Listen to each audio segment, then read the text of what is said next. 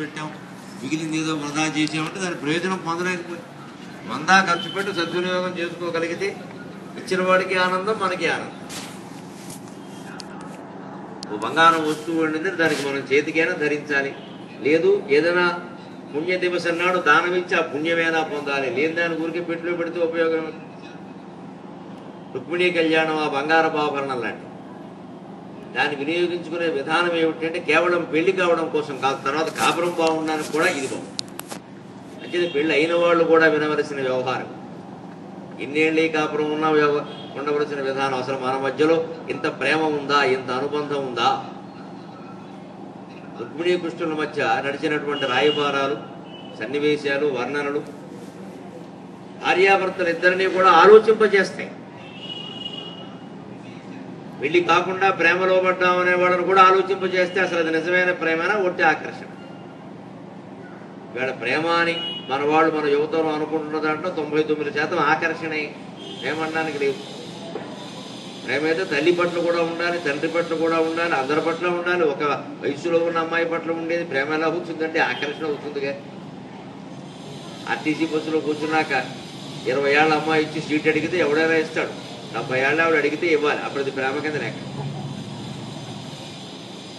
దాని ప్రేమ అంటారు, దీన్ని ఆకర్షణ అంటారు. 16 ఏళ్ళు 20 ఏళ్ళ అమ్మాయి సీట్ అడిగితే ఇవ్వడానికి ఎవరైనా ఇస్తారు. అసలు వాళ్ళు అడగకపోయినా వీళ్ళు లేచి ఇచ్చేస్తారు.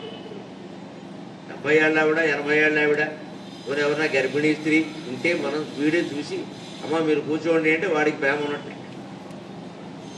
ప్రేమ ఎప్పుడు బాధ్యతను కోరుతుంది. ప్రేమ అంటే బాధ్యత. బాధ్యత లేనిది ప్రేమ కాదు.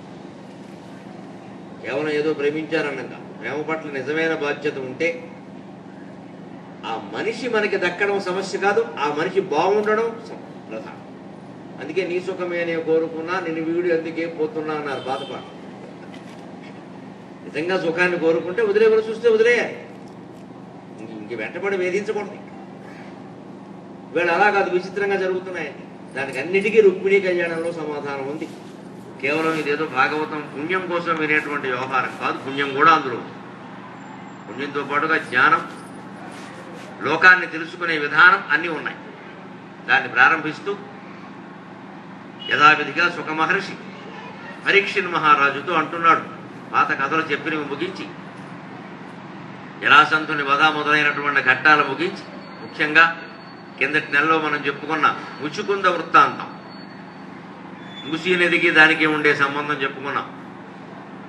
అటువంటి ముచుకుంద మహర్షి వృత్తాంతాన్ని కూడా ముగించి, ఇంకా ఏం వినాలనుందో చెప్పవయాది చెబుతాను అన్నాడు. అంటే పరీక్షిత్ అంటున్నాడు, ఏం వినాలని ఉండడం ఏంటండి, ఏది వినాలని లేదు అడగండి, అది చెప్పడం తేలికని. ఎందుకంటే హరికథలు, భగవత్ సంబంధమైన కథలనేవి ఎలాంటివి అంటే, భూషణములు శివులకు బుధతోషణములు అనేక జన్మ దురితం కవిని శోషణములు మంగళతర ఘోషణములు గరుడగమను గుణ భాషణములు. పోతన గారి పద్య శైలి అలా ఉంటుంది. అనుప్రాసాలంకారం. షా నా ము అని 3 అక్షరాలు వరుసగా వచ్చాయంటే ఒక 6 సార్లు రావలసింది. దీన్ని అనుప్రాస అంటారు సాహిత్యంలో. ఇది ఒక అలంకారం, శబ్దాలంకారం. భూషణములు చెవులకు బుధతోషణములు అనేక జన్మ దురితం కవిని శోషణములు అనేక జన్మ దురితం కవిని శోషణములు మంగళతర ఘోషణములు గరుడగమను గుణ భాషణములు. భూషణములు చెవులకు. చెవులకు ఆభరణాలు లేవు అని మనం బాధపడక్కర్లేదు. ఆడవాళ్ళకి తప్పనిసరిగా ఏవో ఒకటి ఉంటాయి, మగవాళ్ళందరికీ ఉండవు. ఉండాల్సిన అవసరం కూడా లేదు. ఎవరు హరికథలు వింటూ ఉంటారో వారి చెవులకి కర్ణాభరణాలు ఉన్నట్టే లెక్క. కర్ణానికి ఆభరణం అంతకంటే ఉంది. ఒక మంచి భగవత్ సంబంధమైన కథ విన్నామనుకో, అది ఎవరికైనా చెప్పామనుకోండి, ఎంత మంచి కథ చెప్పావయ్యా, ఇది ఉండని అని ఒక ఆభరణం మనకేస్తారు వాడు. ఆ రకంగా కర్ణానికి భూషణం రాలా, అంత ఆనందం కలిగిస్తుంది. మరి ఏ కథ అటువంటి ఆనందం కలిగించదు. అందుకని వింటూ ఉంటే చెవులకు ఆభరణాలు ధరించినంత ఆనందంగా ఉంటుంది. ఆభరణాలు ధరించడంలో ఇబ్బంది కూడా ఉంది. ఎవడైనా లాక్కెళ్ళిపోతాడేమో అని బెంగ, మాటి మాటికి ఇలా సర్దుకోవడం. పక్క వాళ్ళు ఎవరో బాగుంది కానీ మ్యాచింగ్ కుదరలా అంటే కంగారు పడ్డం. ఈ కర్ణభూషణాలకు ఆ గొడవ లేదు. అది చెవికి పెట్టుకుంటే కర్ణాభరణాల కంటే హరికథలను కనుక కర్ణాభరణాలుగా పెట్టుకోగలిగితే ఎవరి వ్యాఖ్యానాలు మనకి వ్యతిరేకంగా ఉండవు, ఉన్నా మనకి ఇబ్బంది లేదు. దాని గురించి ఆలోచించం. అసలు ఈ జ్ఞానం మనకు ఉందిగా, వారు మెచ్చుకుంటే మనకి, మెచ్చుకోకపోతే. ఇవాళ సెల్ఫీలు వచ్చిన తర్వాత ప్రపంచం ఎలా తయారయ్యిందంటే ఆత్మవిశ్వాస రాహిత్యంగా తయారయ్యింది. వారి మీద వారికి నమ్మకం లేదు. ఏదో ఫోటో ఇలా పెట్టి తీసుకోవడం, ఆ మొహం కూడా కోడిగుడ్డు మొహంలో వస్తుంది. మామూలు ఫోటో తీస్తే గుండ్రంగా వస్తుంది, సెల్ఫీ తీస్తే కోడిగుడ్డే. తప్పదు, దాని పద్ధతి ఇలా పెట్టి చూసుకునే కావచ్చు, పక్క పోతుంది, ఇలాగే వస్తుంది. ఈ కోడిగుడ్డు మొహం అందులో పెడతాడు. ఇక అక్కడి నుంచి చూసుకుంటూ ఉంటాడు 5 నిమిషాలకు ఒకసారి. లైక్లని డిజలైక్లని, సహజంగానే డిజలైక్లు ఎక్కువగా ఉంటాయి. లేదు ఏదో మొహమాటానికి 10 మంది టికెట్నా ఎవడో ఒకటి కింద కడతాడు టికెట్, ఇంకా కిందది పట్టుకు ఏడుస్తూ ఉంటాడు 10 మంది బాగుందా అని. అంటే మన మొహం బాగుందో లేదో ఊళ్ళో వాళ్ళందరూ చెప్పాలా, నాకు అర్థం కాని విషయం. వాళ్ళలో ఎవడో ఒకడు బాగోలేదంటే ఏడుస్తూ కూర్చోవడం అంటే ఆత్మవిశ్వాసం లేకపోవడమేగా. అద్దం ముందు నుంచి నిలబడ తెలియలా మనం బాగున్నామో లేదో. బాగోలేదు అని మనకు అర్థమయ్యాక 100 ఫోటోలు పెట్టి ఉపయోగం ఏంటి, ఊరుకోవడం మంచిది. బాగున్నామని తెలిసాక అనవసరం వాడెవడో మెచ్చుకోడేవాడు, మనకే తెలుస్తుంది, మనమే చూసుకుంటూ కూర్చుంటాం. అంటే బాగున్నా అనవసరమా, బాగులేకపోతే అంతకంటే అనవసరం. ఎంతసేపు మనల్ని మనం ప్రదర్శించుకుందామనే కాంక్ష ఉందే, ఇది ఆత్మవిశ్వాసం లేనివాడు చేసేవాడు. అది జరిగేది ఏదో ప్రదర్శన జరుగుతూ ఉంటుంది, మన దాన్ని మన పని మనం చేసుకుందామంటే ఆత్మవిశ్వాసం ఉన్నవాడు చేసేవాడు. ఇక భగవత్కథలను కనుక కర్ణాభరణాలుగా పొనగలిగితే వేరే వాళ్ళ వ్యాఖ్యానాలతో మనకేం నిమిత్తం లేదు, మన జీవితాన్ని మనమే వ్యాఖ్యానం చేసుకోగలం. అందుకే భూషణములు చెవులకు బుధదోషణములు, పండితులైనటువంటి వాళ్ళను కూడా సంతోషింపజేసేవి ఈ కథలే. నిజంగా ఆధ్యాత్మిక జ్ఞానం కలిగిన వాళ్ళకి, ఎంతో కొంత పొందాలనుకునే వాళ్ళకి భగవత్కథను మించిన కథలే ఉంటాయండి. అందుకని వాళ్ళకు కూడా సంతోషం కలిగించేవి ఇవే. అందుకే మాకు ఎన్నిసార్లు చెప్పినా చెప్పాలని అనిపిస్తూనే ఉంటుంది. మళ్ళీ ఈవేళ రుక్మిణి కళ్యాణం చెబుతున్నామంటే కొత్తగానే ఉంటుంది. ఇంకో ప్రయోజనం, అనేక జన్మ దురితముఖ వినిశోషణములు, అనేక రకాల జన్మలలో చేసినటువంటి దురిత ఓఘ వినిశోషణ. దురితం అంటే పాపం, ఓఘం అంటే ప్రవాహం, పాపాల ప్రవాహం. ఎందుకని వెనక ఏ జన్మలు ఎత్తామో మనకు తెలియదు. అది జంతువు జన్మ కావచ్చు, చెట్టు జన్మ కావచ్చు, రాతి జన్మ కావచ్చు, మనిషి జన్మ కావచ్చు, మనుషుల్లో ఏ జన్మైనా కావచ్చు.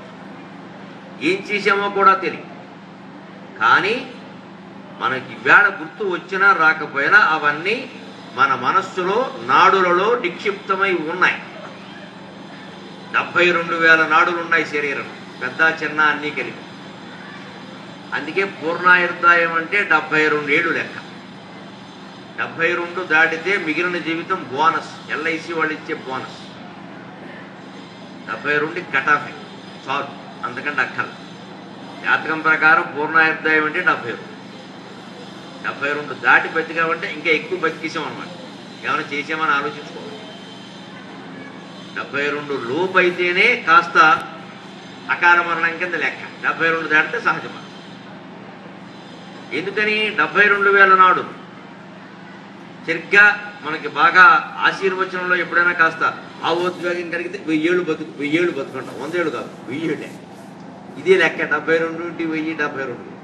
అంటే 72,000 నాడుల్లో ఉండేటువంటి కర్మబంధాల జ్ఞాపకాలన్నీ పోతే గాని ముక్తి కలగదు. వచ్చిన సమస్య మనం చేసినటువంటి పాపాలు పుణ్యాలు అన్నీ కూడా జ్ఞాపకాలు మనస్సులో ఉంటాయి.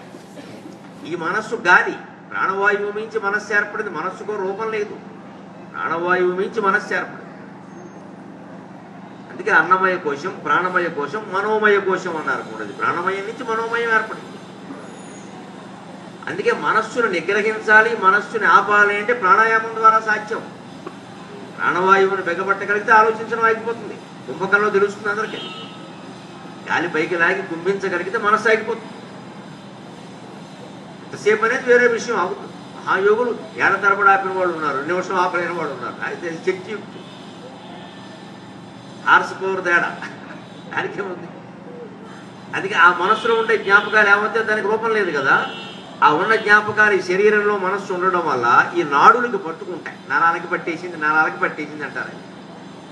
మంచి చెడ్డ అన్ని, విద్యాగంధం కూడా ఒకడు మహావిద్వాంసుడు ఎవరైనా తెలుగులో కానీ సంస్కృతంలో కానీ మంచి కావ్యాలు బాగా పిక్కాబట్టిన విద్వాంసుడండి ఏ 30-35 ఏళ్లకో మరణించాడు అనుకోకుండా ఏదైనా ప్రమాదం వల్ల ఆ తర్వాత జన్మలో పుట్టిన దగ్గర నుంచి అపూర్వమైన ప్రతిభ ప్రదర్శిస్తాడు. అపూర్వమైన, ఎందుకంటే పూర్వజన్మది పట్టేసింది నరాలకి, అది వచ్చింది అక్కడికి.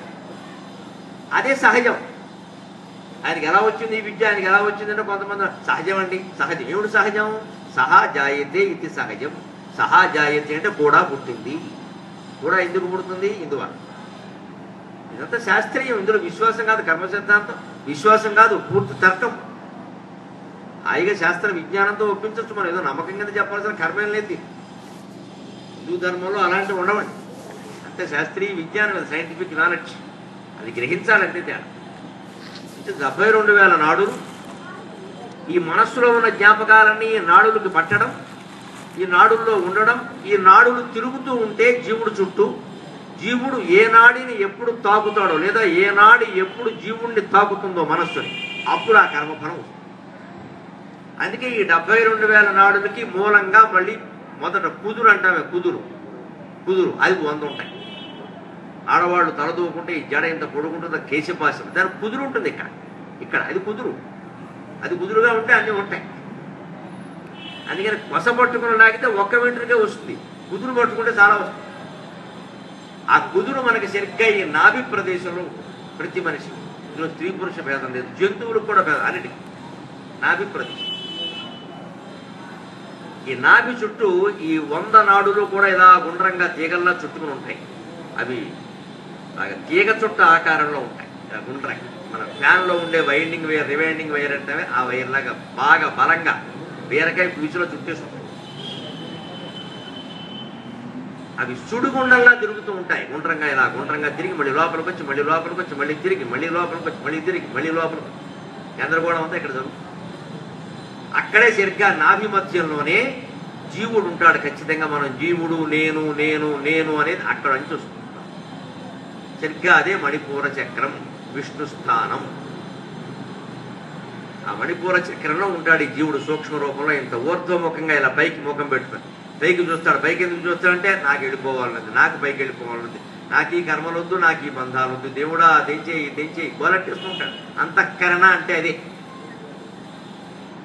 అందుకే అంతరాత్మ మాట వినండి, అంతరాత్మ మాట వినండి అంటారు. అంతరాత్మ అంటే అదే. దాన్నే ఆంతర కుండలిని అని కూడా అంటారు యోగశాస్త్ర పరిభాష. అసలైన కుండలని మూలాధార చక్రంలో కింద ఉంటే, ఆంతర కుండలని ఇక్కడ ఉంటుంది నాభిస్థానం. సరిగ్గా అక్కడ ఉన్న జీవుడు ఇలా ఉంటే, దాని చుట్టూ ఈ తీగల చుట్టూ ఇలా ఉంటే మొత్తం 100 నాడులు. ఈ 100కి విస్తృతమే 72,000. ఆ 72,000 జ్ఞాపకాలకి మూలం 100 నాడులు. ఈ 100 నాడులు ఇలా తిరుగుతూ ఉంటే ఈ తిరగడంలో క్రమంగా ఏ నాడి వీడిని ఇక్కడ ముట్టుకుంటూ ఉంటుందో ఆ కర్మఫలం పడదు. ఇంత పక్కాగా, ఇంత శాస్త్రీయంగా ఉంటుంది. ఎంత యోగ వాసిష్టం అనే వేదాంత గ్రంథంలో నిర్వాణ ప్రకరణంలో శుభ్రంగా బొమ్మలు వేసి చూపించారు. ఇంత వివరంగా ఇందులో ఏమీ అనుమానం లేదు. అంచేతనే కర్మఫలాలు మనం అనుభవించి తీరతాం. జన్మబంధాలు వదలడం కష్టం. ఇప్పుడు ఈ పాపాలు దీనివల్ల వదిలిపోతాయని ఎందుకంటున్నారంటే, మరి అనేక జన్మ దురిదౌఘమిని శోషణములు, నువ్వు అనేక జన్మల్లో చేసి నీ 72,000 నాడులకి పట్టేసినటువంటి పాపాల జ్ఞాపకాలన్నీ పోతాయి అని ఎందుకంటున్నారంటే, మన మనస్సులో ఏ మనస్సులో ఈ జ్ఞాపకాలన్నీ ఉన్నాయని అనుకుంటున్నామో ఆ మనస్సులో కనుక హరినామాన్ని, భగవన్నామాన్ని అలా నిక్షిప్తం చేయగలిగితే అవి పోతాయి. ఎలా పోతాయి? ఓ సీడీలో కొత్త పాట రికార్డు చేసాం, పాత పాట పోయిందా లేదా? ఎంత బాగా చేసినా అది. మన మనస్సులో కూడా పాత జన్మల జ్ఞాపకాలన్నీ పోవాలి అంటే కొత్త జ్ఞాపకాలు రికార్డు చేయాలి. మనం ఎప్పటికప్పుడు చిన్నప్పటి నుంచి కొత్తవి చేస్తున్నాం. వీడు మా అబ్బాయి 3వ తరగతి, ఏమిటో మార్కులు సరిగ్గా రావట్లా అని 4 సార్లు అనుకున్నాం. అదో జ్ఞాపకం రికార్డు అయింది లోపల. వాడు కనపడినప్పుడల్లా అబ్బాయి అని, వాడికి మార్కులు రావట్లేదని గుర్తొచ్చింది. అబ్బాయి పుట్టినప్పుడు ఈ జ్ఞాపకం ఉందా? వాడు 3వ తరగతిలో చేరినప్పుడు ఈ జ్ఞాపకం ఉందా? లేదు కదండి. మనం పెట్టుకున్నాం. ఎందుకు జ్ఞాపకం ఉంది? 10 సార్లు అనుకున్నాం, జ్ఞాపకం ఉంది. జ్ఞాపక శక్తి అంటే ఏమీ లేదు, 10 సార్లు అనుకోవడమే. ఎన్నిసార్లు మననం చేస్తే అంత జ్ఞాపకం ఉంటుంది. లౌకికమైన బంధాలు, విషయాలు మనకి ఎందుకు బాగా గుర్తుంటున్నాయి? మాటిమాటికి జ్ఞాపకం చేసుకుంటున్నాం.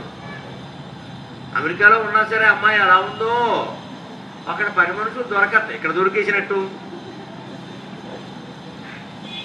ఇక్కడ దొరుకుతారు, దొరకనట్టుగా బ్రహ్మ సత్యం జగన్ మిథ్య అన్నట్టుగా ఉంటారు. వస్తారో రారో తెలియదు, వచ్చినా ఎంతసేపు ఉంటారో తెలియదు. వాళ్ళు వచ్చేసరికి మనమే నీళ్లు వచ్చి తడిపి అన్నీ పెట్టాలి అక్కడ, మంగళ స్నానం చేయించినట్టు. అది వచ్చి ఊరికే టమటమలాడి చెడిపోతుంది, 1000 రూపాయలు పుచ్చుకుంటుంది. ఇప్పుడు ఈ మాత్రానికి దొరికితే అంటే దొరకకపోతే వాళ్ళేదయ్యం దొరకరు కాబట్టి శుభ్రంగా చేసుకుంటారు, గొడవలు.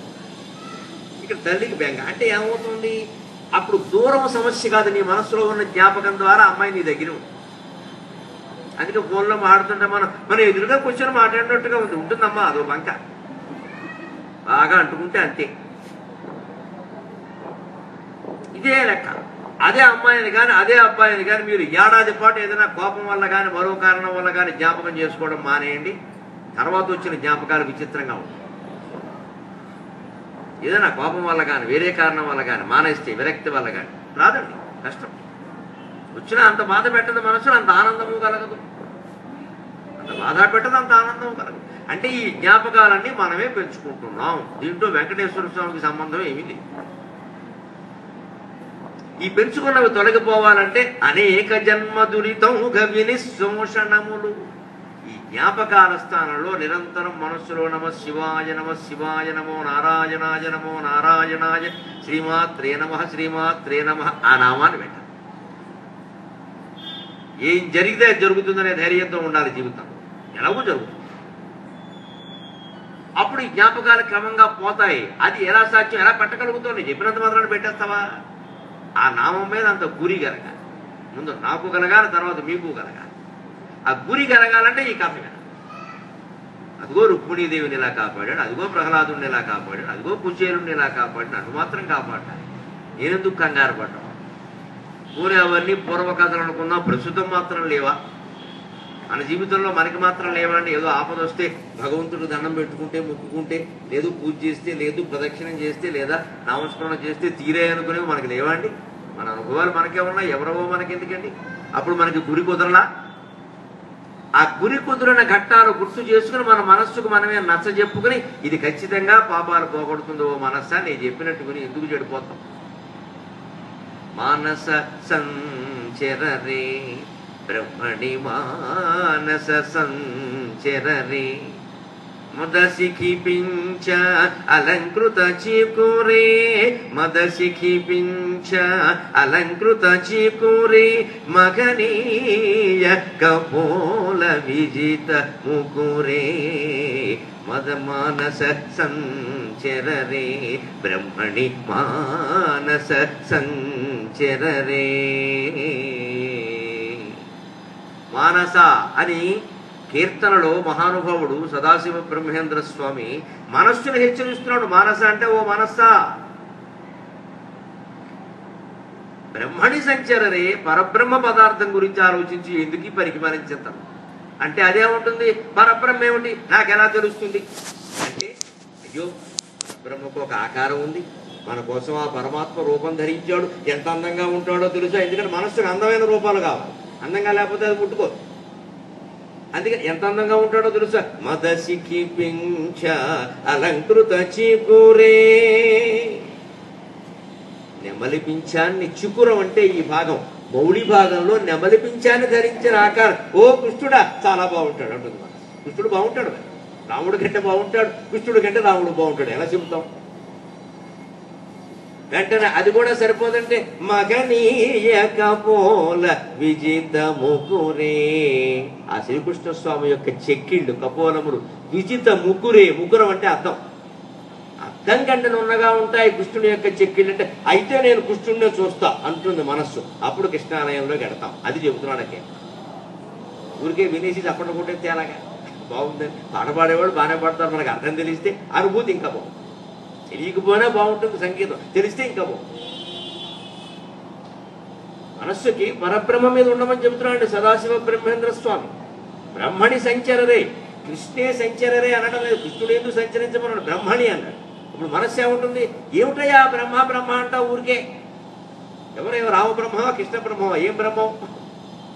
బ్రహ్మకేమైనా రూపం? పరమాత్మకు రూపం లేదు, మరి అది నిర్గుణం, నిరాకారం. మరి ఏం చింతిస్తావు అంటే లేదు, నీకోసం రూపం ధరించాడు, అదే రాముడు అయ్యాడు, అదే కృష్ణుడు అయ్యాడు, అదే అమ్మవారు అయింది, అదే వెంకటేశ్వర స్వామి అయింది. ఏదో రూపం నీ ఇష్టం అంటే అప్పుడు ఆ మనసు నాకు కృష్ణుడు ఇష్టం అంటారు. ఆ కృష్ణుడే వారి ఎవరైతే ఏదైతే రుక్మిణీదేవి కూడా మనస్సులో పెట్టుకుని ధ్యానించింది ఆ రూపాన్నేగా. ఎందుకు శ్రీకృష్ణుడికి ఆ నెమలి పింఛం ఉంటుందండి శిరస్సు మీద, ఇంకేం లేవా? ఆ నెమలి అస్ఖలిత బ్రహ్మచర్యానికి గుర్తు. శ్రీకృష్ణుడు అస్ఖలిత బ్రహ్మచారి. 8 మంది భార్యలున్నా సరే, 16,000 మంది భార్యలున్నా సరే, 16,008 మంది ఉన్నా సరే అస్ఖలిత బ్రహ్మచారి. ఆయనకి మొదటిసారి పెళ్లి ఇప్పుడు చేస్తున్న రుక్మిణీ కళ్యాణంతోనే మొట్టమొదటి పెళ్లి చేసుకున్నది రుక్మిణే. తర్వాతే సత్యభామ, నాగనచితి, సుదంత, కాళింది. ఇంక లెక్కలేదని ఇంకా ఓటర్ లిస్ట్ తీసుకోవడమే నయం. అందులో ఎన్ని పేర్లు ఉన్నాయో అంతమంది చేసుకున్నాడు, అది వేరే విషయం. ఎందుకంటే అందరూ ఆయన కోరుకున్నారు, ఈయనెవరిని కోరుకోలేదు. మరి అన్ని పెళ్లిళ్ళు చేసుకుని అంతమంది సంతానం కన్నవాడికి అస్ఖలిత బ్రహ్మచారి ఏమిటంటే అదే విశేషం. ఇన్ని పెళ్లిళ్ళు చేసుకున్న పెద్ద మనిషి సంతానం కోసం హిమాలయాలకెళ్ళి శివుడు కోసం తపస్సు చేశాడు. ఇదేమిటి? భారతం భాగవతం రెండింటిలో ఉంటుంది. సంతానం కావాలి, పెళ్లిళ్ళు అయితే ఉపయోగం ఏముందయా రుక్మిణీదేవి అంటే అంతే కదా అని వెళ్ళి తపస్సు చేశాడు. ఇదేమిటిది? మరి ఆయనకే భౌతికంగా సంగమం లేదు, లేకపోవడం లేకపోతే భార్యలు కాపురలేలా ఉంటాయి, ఉన్నాయి, ఏమనుమానం లేదు, అవన్నీ ఉన్నాయి మామూలే. కానీ సంతానం కలగాలని ఆయన కోరుకోలేదు, సంకల్పించలేదు. ఆ సంతానం కలగకపోవడానికి కారణం అస్ఖలనమే. ఒక మాట చెబుతున్నందుకు మరోలా అనుకోవద్దు, తెలియాలి కాబట్టి చెబుతున్నా. లైంగికమైన ఆనందం వేరు, సంతానం వేరు. సంతానం యోగాన్ని బట్టి కలుగుతుంది. దానికి లైంగిక ప్రక్రియతో నిమిత్త మాత్ర సంబంధం. అది యోగం. వాడి కడుపున పడేటువంటి యోగం ఆ పిల్లాడికి ఉండాలి, వీడికి ఉండాలి. అది కూడా తండ్రికి ఉండాలి ప్రధానంగా. దయచేసి తల్లిని అనద్దు. ఆడవాళ్ళు ఏక రకంగానూ కారణం కాదు సంతానం కరెక్ట్. యోగశాస్త్రం చాలా స్పష్టంగా చెప్పిన మాట, పురుషుడికి సంతాన యోగం లేకపోతే ఆ స్త్రీ ఎంత ఆరోగ్యంగా ఉన్నా, ఎన్ని లక్షణాలు ఉన్నా సంతానం కలగదు. ఆ పురుషుడికి యోగం అంటే అది ఏదో సామర్థ్యానికి సంబంధించింది కాదు, పొరపాటుగా మాట్లాడద్దు. జన్మాంతర కారణాల వల్ల ఈయన కడుపున పుట్టే యోగం ఓ కూతురుకో కొడుకో ఉండాలి, ఉంటేనే పుట్టాలి, లేదా పుట్టాలి. ఆ పుట్టే ముందు ఆ జీవుడు స్త్రీ అయినా పురుషుడైనా ఎవరైనా తండ్రి శిరస్సు మీద 3 నెలలు తిరుగుతాడు. పతంజలి యోగ సూత్రాలు మాస్టర్ సివివి గారి యోగ దర్శనం అనే పుస్తకంలో కూడా ఉంటుంది, చాలా వివరంగా ఉంటుంది. తండ్రి శరీరం మీద తిరుగుతాడు. ఎప్పుడు ప్రవేశిస్తాడు? నీళ్లు తాగినప్పుడు ప్రవేశిస్తాడు. అదేదో గ్లాసు నీళ్లు తాగినప్పుడు కంటే తీర్థం ఉదకం సేవించినప్పుడు ప్రవేశించడం మంచిది కాబట్టి పెళ్ళైన వాళ్ళని సంతానం లేకపోతే తీర్థయాత్ర చేయమని చెప్పారు. అది ధర్మరాజు. తీర్థయాత్రకి వెళితే స్నానం చేస్తాం. స్నానం చేస్తే ఖచ్చితంగా నువ్వు తాకపోయినా నీళ్లు లోపల కడతాయి. ఆ పురుషుడి శరీరంలోకి ప్రవేశిస్తాడు జీవుడు. జీవుడు ఎప్పుడు గాలి ద్వారా, నీళ్ల ద్వారా, బట్టల ద్వారా ప్రవేశిస్తాడు, ప్రధానంగా నీళ్ళు. అందుకే మనిషి చనిపోయినప్పుడు కూడా 10వ రోజుని పంచప్రాణాలని ఒక చోటకు తీసుకొచ్చి ధర్మోదకాలు ఇస్తారు. అందులో ఆ జీవుడిని పంపడం కోసం. మళ్ళీ వస్తాడేమో వెనక్కి బెంగ. అందుకని బంధువులు, దూర బంధువులు అందరూ వచ్చేసి కొంతమంది ఏమో తిలోదకాలు, కొంతమంది ఏమో జలోదకాలు ఓ పెద్ద ప్రవాహం పోస్తారు అక్కడ. మళ్ళీ రావద్దురా బాబాయ్. ఎందుకంటే అన్ని నీళ్లు పోయకపోతే వాడు వెళ్ళడు, మళ్ళీ వచ్చి ఎవడో పట్టుకుంటాడు. ఇందులో వాడు పడతాడు కింద. వాడు మమకారం అలా ఉంటుంది. నాకు వాడు పోవడం ఇష్టం. ఎవరికి పోవడం ఇష్టం అండి? భగవంతుడు బలవంతంగా తీసుకెడుతున్నాడు కాబట్టి పెడుతున్నాం. కానీ నీ ఇష్టం వచ్చినప్పుడు రావచ్చాయంటే కోకటపల్లి జనాభా 1 మంది అయ్యేవారు ఈ పని. అలా అంటాడా? అలా కుదురుతుందా? నీ ఇష్టం వచ్చినప్పుడు రమ్మంటే ఎవడన్నా పెడతాడా? భూమి నుంచి ఎందుకు పెడతాడు? అందుకే దేవుడు లెక్కంటే నీ ఇష్టం కాదు, నా ఇష్టం. బతకడం నీ ఇష్టం, తీసుకెళ్ళడం నా ఇష్టం అని. అంతే తేడా. రైలు టికెట్ కొనడం వరకే మన పైన వెయిటింగ్ లిస్ట్ కన్ఫర్మా ఆ రోజు తెలుస్తుంది. ఈ టికెట్ అలా కాదు, అది కన్ఫర్మ్. తిరుగులేదు, ఇంక పెడతావు, కట్టేస్తారు 7 గట్లు. 1 గట్టు కాదు, 7 గట్లు కింద పడకుండా. అది కన్ఫర్మ్. నీకు డబ్బులు ఉండడం కొండ ఎప్పుడంటే ఏమో ఎన్నేళ్ళకో చూద్దాం, అంతే తేడా. అందుకని ఆ సంతానం కోసం వాళ్ళు అడిగితే రుక్మిణీదేవి మొదలైన వాళ్ళు హిమాలయాలకి వెళ్ళి తపస్సు చేసి శివుని అనుగ్రహం వల్ల రుక్మిణీదేవి యందు ప్రద్యుమ్నుణ్ణి ఇలాగే ఇతరత్ర సంతానాన్ని కారణం. సరిగ్గా 8 మందికి 8 పదులు 80 మంది కొడుకులు పుట్టారు. ఒక రుక్మిణీదేవికి 1 కూతురు పుట్టారు. అలాగే 16. ఇందులో ఎక్కడా ఆయనకి స్ఖలనం అనే ప్రక్రియ లేదు. అందుకే ఆయన అస్ఖలిత బ్రహ్మచారి. నెమలి కూడా స్ఖలనం అనేది ఉండదు. ఆ మగ నెమలి నాట్యం చేస్తూ ఉంటే ఆడనెమలి ఆనందంగా దాని దగ్గరికి వెళ్ళి దాని కళ్ళ నుంచి స్రవించేటువంటి ద్రవాన్ని ఆఘ్రాణిస్తుంది. అంత మాత్రం చేతనే గర్భం ధరిస్తుంది. అది నెమలి లక్షణం. అందుకే నెమలి నిత్య బ్రహ్మచారి. శ్రీకృష్ణుడు కూడా నిత్య బ్రహ్మచారి. అందుకే శిరస్సు మీద నెమలి పింఛం ధరిస్తాడు. రామావతారంలో అది లేదు. సీతాదేవితో సంసారం స్పష్టంగా చేసింది. అక్కడ ఈ లీలలే ఉండవు. అది ధర్మం, ఇది లీల. అందుకే మనకి సరస్వతీదేవి చిత్రపటంలో కూడా కింద నెమలి ఉంటుంది. మీరు చూస్తుంది హంసవాహనం. నెమలి ఎందుకండి? విద్యా వ్యవస్థలో ఉన్నంత కాలం విద్యార్థులందరూ సరస్వతి మనకి ఆవహించాలి, మన ఆశీర్వదించాలి, చదువు రావాలంటే బ్రహ్మచర్యం పాటించాలి, వేషాలు వేయకూడదు. ఆడ మగ మధ్యలో అనవసర అనుబంధాలు బయలుదేరాయంటే చదువు ఆగిపోయినట్టే. తెలుస్తోందిగా, చెప్పాలా వేరే. అందుకని సరస్వతీదేవి చిత్రంలో ఖచ్చితంగా నెమలి ఉంటుంది. మన దేవతా చిత్రపటాలు విగ్రహాల్లో ఉండే రహస్యం ఇదండి. ఇది తెలిసి ఆరాధన చేస్తే, ఇది తెలిసి పూజ చేస్తే, ఇది తెలిసి స్తోత్రాలు చదివితే ఎంత ఆనందంగా ఉంటాం. అది ఆయన ఆకారం. అంత అందమైనటువంటి ఆకారం మీదే ఆవిడ మోజుపడిన తప్పే ఉంది. అందులో జీవితంలో మోజు పడవలసిన వ్యవహారం మీద అన్ని మోజులు వదిలేసి పడవలసిన మోజే అది. అందుకే అనేక జన్మ విరితౌగ దురితౌగ వినిశోషణములు. అంత అందమైనటువంటి రూపం చూసినా ఈ మనస్సు ఆకర్షితమైతే, అప్పుడు ఇటువంటి కథలు వింటే, ఆ రకంగా శ్రీకృష్ణుడి మీద మనకి గురి కుదిరితే, అప్పుడు నామస్మరణ చేయమని ఒకడు చెప్పేది ఏమిటంటే మనమే చేస్తాం. ఇష్టమైన మనుషుల గురించి అస్తమానం తలుచుకోవడంలా. వద్దన్నా సరే మనకి ఇష్టమైన వాళ్ళు ఉంటారు ఎవరో, వాళ్ళ గురించి అస్తమానం తలుచుకోవడంలా. మనకి దేవుడే ఇష్టమైతే ఆయన తలుచుకుంటాం. ఎటుచ్చి ఇష్టం చేయించడంలో ఉంది. ఆ చేయించడం కోసమే ఈ సమావేశం. అనేక జన్మ విరితం దురితౌగ వినిశోషణములు మంగళతర ఘోషణములు. అనేక జన్మ దురితౌగ వినిశోషణములు మంగళతర ఘోషణములు గరుడగమను గుణభాషణములు. అది వింటుంటే కూడా మంగళతరము. మన మనస్సుకి సర్వమంగళములు కలిగినంత ఆనందంగా ఉంటుంది. ఏం కథ వింటున్నావు, ఏం కథ వింటు. గరుడగమను గుణభాషణము. గరుడ ధ్వజుడైన శ్రీ మహావిష్ణువు యొక్క గుణాల గురించి మాట్లాడుకోవడం ఉంది. అంతకంటే గొప్ప విషయం ఏముంది? భూషణములు చెవులకు బుధదోషణములు అనేక జన్మ దురితౌగ వినిశోషణములు మంగళతర ఘోషణములు గరుడగమను గుణభాషణములు అని రుక్మిణీదేవి కథ మొదలుపెట్టి, అనగానగా విదర్భదేశమయ్యా, దానికి రాజధాని కుండిన మహానగరం. ఆ నగరాన్ని రాజధానిగా చేసుకుని విదర్భ దేశాన్ని భీష్మకుడు అనేటువంటి రాజు పరిపాలిస్తున్నాడు.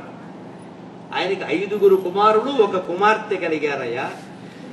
అందరూ బంగారంలా ఉండాలి, అందరూ బంగారం లాంటి జీవితాలు గడపాలి, వాళ్ళకి బంగారం లాంటి జీవిత భాగస్వాములు రావాలి అన్న ఉద్దేశంతో ఆ మహారాజు 5 మగపిల్లలకి ఆడపిల్లకి కూడా బంగారం మీదే పేరు పెట్టాడయ్యా.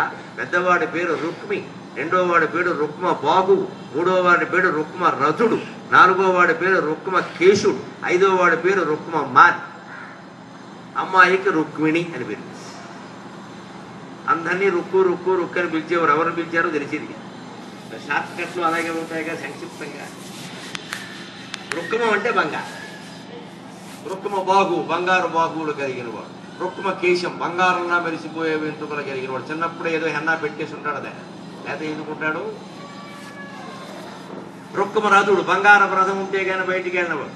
ఎవడు షోకు వాడిది. కారు ఉంటే కానీ వెళ్ళడం, ఇబ్బాలా ఉంటే కానీ వెళ్ళంటాడు కదా ఒక్కొక్కడు. అలాగనమాట. రుక్మ మాలి, బంగారపు మాలలు మెళ్ళలో ధరించిన వాడు. అసలు పెద్ద కొడుకైతే రుక్మి, గొడవ లేదు ఇంక వాడి పేరేది. ఇవిడికి ఇంకో ఇని చేర్చాడు రుక్మిణి అని. ఈవిడ బంగారపు బొమ్మ. ఆవిడ వ్యక్తురాలు అవుతుంటేనే, 8-9 ఏళ్ల వయస్సు దాటుతూ ఉంటేనే ఆవిడ శరీరం ఎలా ఉందో వర్ణిస్తున్నాడు బొమ్మెర కోతలు గారు. పూర్తిగా భగవంతుడు కోసమే ఈ అమ్మాయి పుట్టింది అన్నట్టుగా ఉంది ఆ శరీరం. దేవకీసుతు కొర్కెతీగలు వీడంగ వెనదికి మైదీగ వీడదొనగే కమలనాభుని చిత్త కమలంబు వికసింప కాంతి నిందికి ముఖ కమలమొప్పే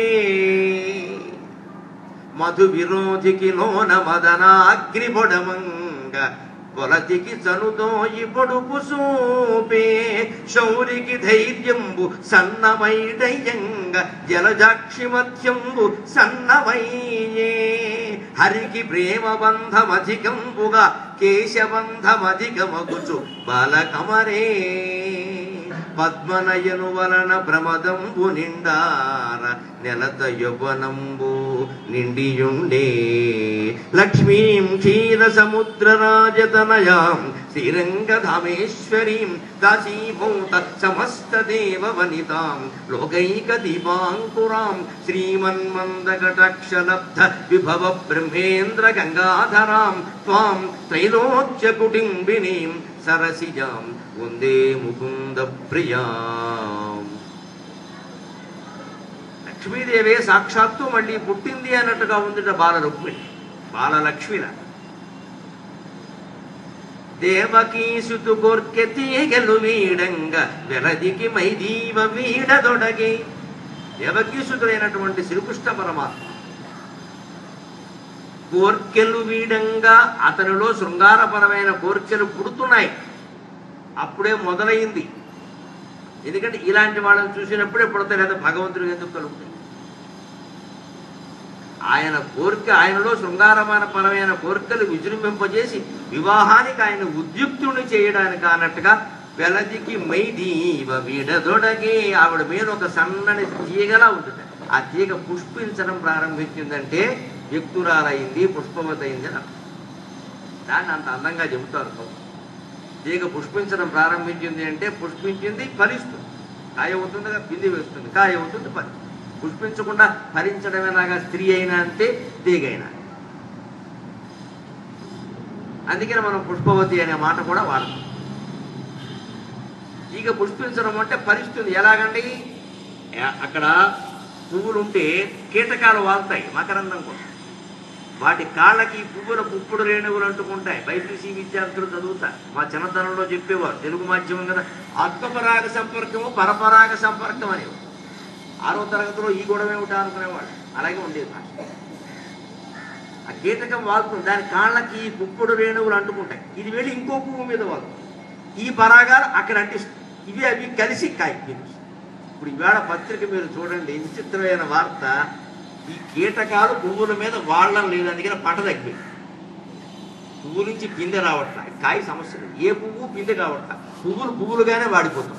ఎలాంటి పరిస్థితి వచ్చిందో సహజంగా జరిగిపోయే ప్రాకృతిక ప్రక్రియ ఇప్పుడు జరగడం లేదు. వరిధాన్యం కాదు, అన్ని రకాల పంటలు దెబ్బతింటున్నాయి. కీటకాల పువ్వుల మీద వాడటం లేదుట. వాడడం ఎందుకని? పురుగు మందులు. ఇవాళ చూసి ఆశ్చర్యపోయి ఆ ప్రకృతి ఎంత మారిపోయింది. పురుగు మందులు, ఆ వాటికి పురుగులు కీటకాలు ఎందుకు వస్తాయి? దానికి ఏదో చీడ పట్టిందని మందు కొడితే పైన వాళ్ళే కీటకం వాళ్ళగా ఆడు దాన్ని తెలుసుకుని రావట్లేదు. అది పాపం దానికి ఏదో పని ఉండి వస్తుంది అక్కడ మకరందం. మనకి ఈ పరాగాలు అంటుకోవడాలు అవన్నీ దానికేది. ఈ సైన్స్ అంతా దానికి తెలుసా? అది 6వ తరగతి బైపీసీ చదివింది, దానికేం లేదు.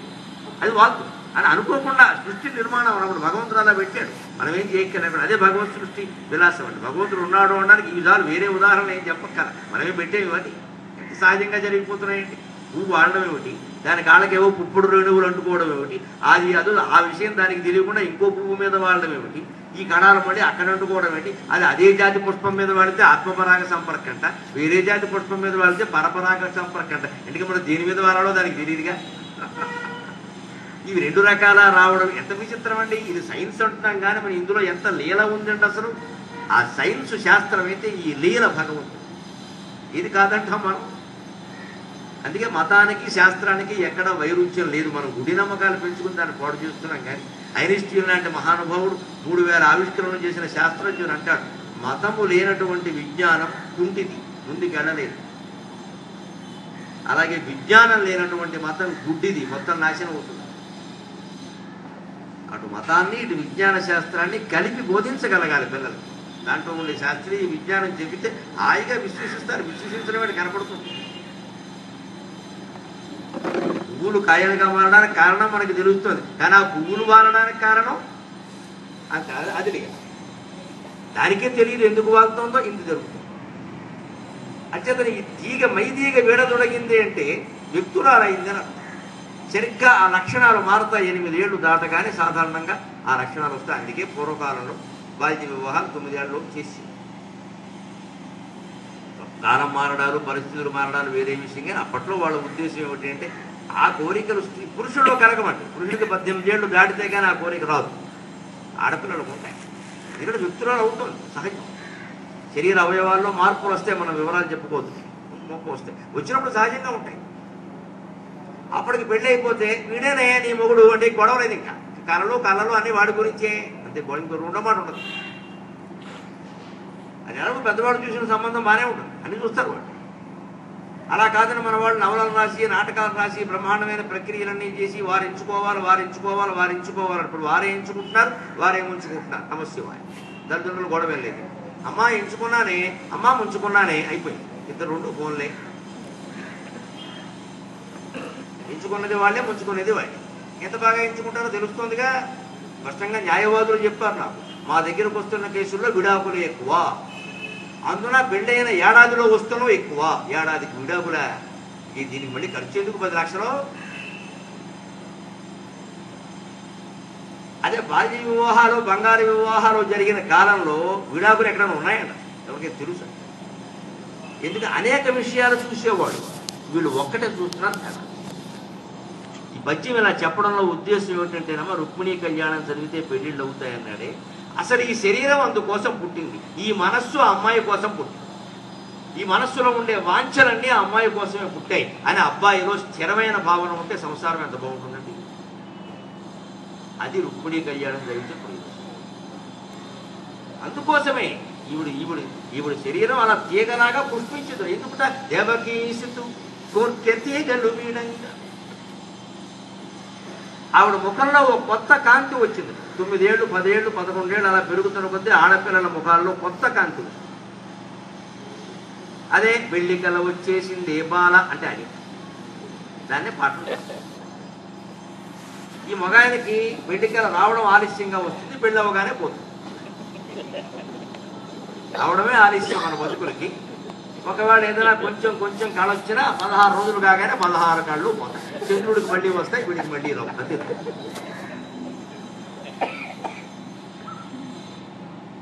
పెళ్లికళ అంటే అదే. రుక్మిణీదేవికి ఆ కళ వచ్చింది.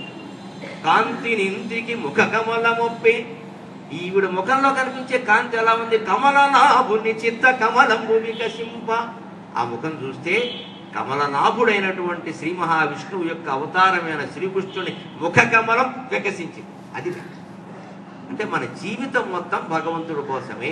కాంతి భగవంతుడి కోసం, పుష్పించడం భగవంతుడి కోసం, ఫలించడం భగవంతుడి కోసం. ఇది భార్యాభర్తల అనుబంధం పేరు మీద చెప్తున్నా, జీవుడికి దేవుడికి కూడా అంతే కదండి లెక్క.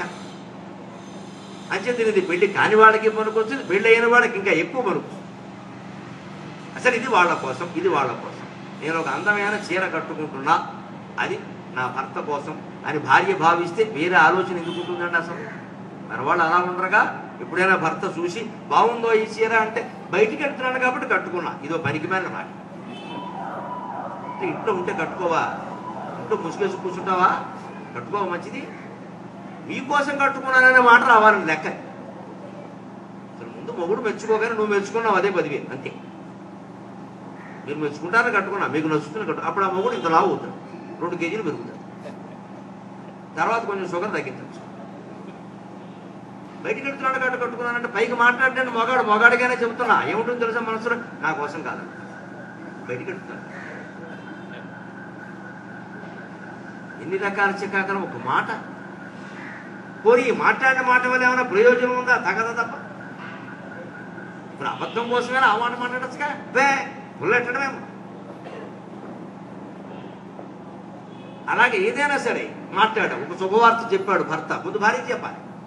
ఆయనకి ప్రమోషన్ వచ్చింది, జీతం పెరిగింది, ఏదో జరిగింది ఆయన జీవితంలో. ఖచ్చితంగా తల్లిదండ్రులు ఉంటే ముందు తల్లిదండ్రులకి, తర్వాత ప్రాధాన్యం భార్యకి. ముందు తల్లి, తర్వాత భార్య. అందుకని చెప్పవలసిన వాడు ఎంతమంది స్నేహితులు ఉండని, దేవుళ్ళు లాంటి గురువులు ఉండని, స్వయంగా దేవుడే ఉండని వీళ్ళ తర్వాత. గుళ్ళోకి వెళ్ళి చెప్పడం, ముక్కు తీర్చడం కూడా తర్వాతే. ముందు భార్యకి చెప్పాల్సి. నువ్వు ఆనందిస్తావని నీకు ముందు చెబుతున్నానంటే ఎగిరి గంతేసి అందరికీ ఆవిడ చెప్పు. మన ఫ్రెండ్స్కి అందరికీ మనం చెప్పేసి పంచుకున్నాక ఇందులో ఎవడి భార్యో ఆవిడకి చెప్పింది అనుకోండి, ఇంటికి వెళ్ళేసరికి పెద్ద తగదా కాయ, అక్కడ రామరావణ యుద్ధం కాయ. ఆవిడెవరో చెబుతుందా నాకు, నువ్వు చెప్పవా? అలా తెలియాలా? ప్రసార మాధ్యమాల ద్వారా, టీవీలో స్క్రోలింగ్ ద్వారా అంటే తెలిసింది. ఇది తేడా. ఎంత బాగా చెబుతున్నా అండి. రుక్మిణి కళ్యాణం పెళ్లి అవడం ఏంటి, బ్రహ్మాండంగా 100 ఏళ్ళు కాపురం చేయడానికి ఉపయోగిస్తుంది. అందుకని కదా ఆవిడ ముఖం వికసించింది, ఒక కొత్త కాంతి వచ్చింది, వస్తుంది సహజంగా. మరి ఆడపిల్ల 14-15 ఏళ్లకే యవ్వనం కళ వచ్చేస్తుంది. అందులోనే తేడా ఏమిటి అంటే అందరూ గమనించాల్సింది, ఆడవాళ్ళకి యవ్వనం తొందరగా వస్తుంది 14 ఏళ్లకి, 34 ఏళ్లకే వెళ్ళిపోతుంది. ఆంటీ అంటారు, తట్టుకోవాలి దిగమింగా తప్పదు. ఇంకేదో దోసకాయ చెక్క బీరకాయ ముక్క అవసరం, ఇంకా అంటే వదిలి, ఇంకా విషయం వదిలి. మగవాళ్ళకి అలా కాదమ్మా, మొహమాటం లేదు. 30 ఏళ్ళకి కానీ సంపూర్ణ యవ్వనం రాదు. 20 ఏళ్ళకి వచ్చేది కూడా యవ్వనం కాదు. 30 ఏళ్ళకి కానీ సంపూర్ణ యవ్వనం మగవాడికి రాదు. 60 ఏళ్ళైనా ఉంటుంది. అందుకే పూర్వం 50 ఏళ్ల వాళ్ళకి 20 ఏళ్ల వాళ్ళు ఇచ్చిన పెళ్లి చేసిన 10 మంది సంతానం మంది పూనపాలు లాంటి పిల్లలు కలిగేవారు. పూనపాలే ఒక్కొక్కడు, గడ్డపాలు వంగుతుంది వాడు ఒకడు, రుడ్డు ముక్కలా ఉండేవారు ఒక్కొక్క. వాడు బలమది. మనం అన్ని ఆక్షేపించి అన్ని తెచ్చిపెట్టుకుని ఇప్పుడు కొడుతున్నాం. ఈడు చూడు చెప్పులు చూడా. ఎప్పుడు మగాడు వయస్సు ఆడదానికంటే కనీసం 5 ఏళ్ళు ఎక్కువ ఉండాలి, అనుమానమే లేదా విషయం. కనీసం 5. ఊరికే నెల తేడాలు ఏడాది తేడాలు కుదరగొట్టాలి. అది తెలియక మాట్లాడే మాట. శృంగార విషయాలు కూడా వీళ్ళకి తెలియదు. వాత్స్యాయన కామసూత్రాలు ఏదైనా తెలుస్తుంది కనీసం. ఏమి తెలియదు, ఊరికే అలా చేసుకోవడం అంటే. దానివల్ల తర్వాత ఇబ్బందులు వస్తేనే బాధపడదు. ప్రాచీన శాస్త్రం అందుకే తెలియదు. కృష్ణుడు పుట్టిన చాలా కాలానికి పుట్టింది రుక్మిణిది. 10-15 ఏళ్ళు తేడా ఉంది. శుభ్రంగా ఉన్నారు కాపురం హాయిగా. ఈ తేడాలు ఈ సామర్థ్యాలని చూసి చెప్పారు మన వాళ్ళు. 5 ఏళ్ళు కనీసం ఉండాలి, 8-10 ఏళ్ల వరకు కూడా ఇబ్బంది. అనేక సంసారానికి విషయాలు కూడా బాగుంటాయి. ఆ మాట వినడం, నడవడం, సంసారం అన్నీ బాగుంటాయి. కాస్త పెద్దరికం అనేది ఉపయోగిస్తుంది అనేక విషయాలు. అందుకని ఆవిడ ముఖ కాంతి ఏమంటే కమలనాభుని చిత్త కమలం వికసింప. ఆ కాంతి ఈయన మనస్సునే కమలం వికసించి. మధు వినోదికి లోన మదనగ్ని పొడమంగ పొలతికి చనుదోయి పొడుపు చూపి. వక్షస్థలంలో కొత్త మార్పు సంభవించింది, వ్యక్తురాలైందిగా. అప్పుడే అగ్ని ప్రవేశిస్తాడు శరీరంలో. అగ్ని ప్రథమో వివిధే గంధర్వో వివిధ ఉత్తరక తృతీ చంద్ర సోమ ప్రథమో వివిధే గంధర్వో వివిధ ఉత్తరక తృతీయోగ్నిస్తే పదికి తురీయాస్తే మనుష్యజాగ అని వివాహంలో మంత్రం చదువుతారు కన్యాదానం. ఆ వక్షస్థలంలో మార్పు జరిగేటప్పుడు సోమ ప్రథమో వివిధే, చంద్రుడు వరిస్తాడు ఆ అమ్మాయిని. అంటే చంద్రుడు ప్రవేశిస్తాడు, చంద్రకాంతి ఆ అమ్మాయిలో ప్రవేశిస్తుంది. అందుకే పెళ్లికి అలా వచ్చేసింది అంట. పుష్పవతి అయిన తర్వాత గంధర్వో వివిధ ఉత్తరక, గంధర్వుడు ప్రవేశిస్తాడు. అందుకే అందం వస్తుంది కొత్త. అదే గంధర్వుడు, అదే ముఖ వికాసం. గంధర్వుడు అనేవాళ్ళు అందానికి ప్రతీకలు. నా గంధర్వ స్వరూప ధృతు అంటారు. ఈ జన్మలో ఎవరైనా ఆడవాళ్ళు కానీ మగవాళ్ళు కానీ అందంగా ఉన్నారు అంటే వాడు పూర్వజన్మలో గంధర్వులు ఏమి ఉంటారు. అందం గంధర్వుడు సొత్తు. అందుకని గంధర్వుడు వరిస్తారంటే పెళ్లి చేసుకోవడం కాదు, అక్కడ గంధర్వ తేజస్సు ఆవిడలో ప్రవేశిస్తుంది. తృతీయోగ్నిస్తే పతి. తర్వాత ఇంకొక ఏడాది కాలం నాటికి అగ్నిదేవుడు ప్రవేశిస్తాడు, అగ్ని తేజస్సు. ఈ 3 దేవతలు నిన్ను ముందు ఆశ్రయించారు, తర్వాతే ఈ భర్త ఆశ్రయిస్తున్నాడు. తురీయాస్తే మనుష్యజాక. ఇక ఇతనికి జీవితం అయింది. ఆ దేవతల కంటే కూడా నీకు ఇతనే ముఖ్యం. ఇది మంత్రార్థం. ఎందుకు? శరీరంలో జరిగే మార్పులని చంద్రుడి రూపంలో, అగ్ని రూపంలో, గంధర్వుల రూపంలో చెప్పారు. వారెవరో పెళ్లి చేసుకున్నారని కాదు అక్కడ. అగో ఆ మార్పులు కలిగాక ఇప్పుడు మదనాగ్ని పొడ చూపి ఆ వక్షస్థలంలో మార్పులు రాగానే అతనిలో విరకవేదన ప్రారంభం అవడానికి ఇది జరుగుతుందేమో అన్నట్టు. శౌనికి ధైర్యము సన్నమైడయ్యంగా జలజాక్షి మధ్యంబు సన్నమయ్యి. అమ్మాయిలు చిన్నతనంలో లావుగా ఉంటారు, పొట్టిగా ఉంటారు, పొడుగ్గా ఉంటారు, ఏదో రకరకాలుగా ఉంటారు. కొంచెం అంటారు అసలు సామెత కూడా ఉంది, కొంచెం అంత కూతురుంటే మంచం దిగే పని లేదంట. మగపిల్లలు 10 మంది ఉన్నా దండగా, వీళ్ళంతా పనులు చేయించుకుంటారు, ఎవడు చేయడు. అమ్మాయి ఎలా కాదు, కొంచెం అంత కూతురుంటే మంచం దిగే పని లేదంట. కొంచెం అంటే ఇంత చిన్న కూతురు ఉంటే ఏదో పని చెప్పవచ్చు, కాస్త తల్లికి తోడు. ఈ మగపిల్లలు వినరు. ఇంకా పరిస్థితులు పూర్వం మగ పని ఆడపని అంటే తేడాలు ఉండేవి స్పష్టంగా. మరి అప్పుడు అమ్మాయి చేస్తుంది, అబ్బాయి ఎందుకు చేస్తారు? అందుకని అప్పుడు పుట్టింది ఈ సామెత, కొంచెం అంత కూతురుంటే మంచం తగ్గే పని లేదు. ఒకళ్ళు 100 మంది ఉపయోగం. అందుకే అలా ఉండేవారు చిన్నతనంలో. 15-16 ఏళ్ళు వచ్చే వరకు అమ్మాయిలు సన్నగా, లావుగా, పొట్టుగా, పొడుగా, రకరకాలుగా. కానీ సహజంగా యవ్వనం ప్రవేశించగానే నడువు సన్నం అవుతుంది. అది లక్షణం. అది మనం దానికి వ్యతిరేకంగా పిజ్జాలు బర్గర్లు తినేసి పెంచేయకుండా ఉంటే అది అలాగే ఉంటుంది. అవి తిని పెంచుతాం. సాఫ్ట్వేర్ వచ్చాక ఇంకాస్త ఎక్కువైంది. సాఫ్ట్వేరే కాదు, చదువులండి. సాఫ్ట్వేర్ కూడా కాదు, మీరు చదువులు చూడండి. 1వ తరగతి నుంచి 12వ తరగతి అయ్యే వరకు ఒక్క చోట్లోంచి వాడిని కథలు ఇచ్చారంటే పొద్దున 9 నుంచి రాత్రి 9 వరకు లక్షవత్తులు నవ్వు కూడా అలా కూర్చొని రోజు శిక్షవత్తులు నవ్వు. లక్షవత్తులు కాదు, శిక్షవత్తులే. కథలు కాన్సన్ట్రేట్. చచ్చిపోతుంటే కాన్సన్ట్రేషన్. నీకు ఎవడెవడో ఉదాహరణకి చెప్పండి. పూర్వం ఏదో కాసేపు చెప్పి కాసేపు ఆడుకోమనేవాడు, కాసేపు పద్యాలు పాడించేవాడు, కాసేపు ఆట ఆడించేవాడు, కాసేపు కావాలనే మాస్టర్ కనపడకుండా వెళ్ళిపోయేవాడు. మా మాస్టర్ మేము కొట్టుకునేవాళ్ళం, ఆయన కోసం వెళ్ళిపోయేవాడు. ఆయన వచ్చేసరికి మళ్ళీ అంతా పతివ్రతలే ఉండాలి. అదే సరదా. ఇవి దెబ్బలాడుకోకపోతే పిల్లలు అవుతారు. ఉండాలి కదా శారీరకమైన అభ్యాసం, లేకపోతే ఇప్పుడు ఏమీ లేదు, కూర్చోబడి చంపేస్తున్నారు. చదువు ర్యాంక్ వాడు ఇంత లావు అవుతున్నాడు, ట్యాంక్ అయ్యాడు. ర్యాంక్ రాదు కానీ ట్యాంక్ అయ్యాడు.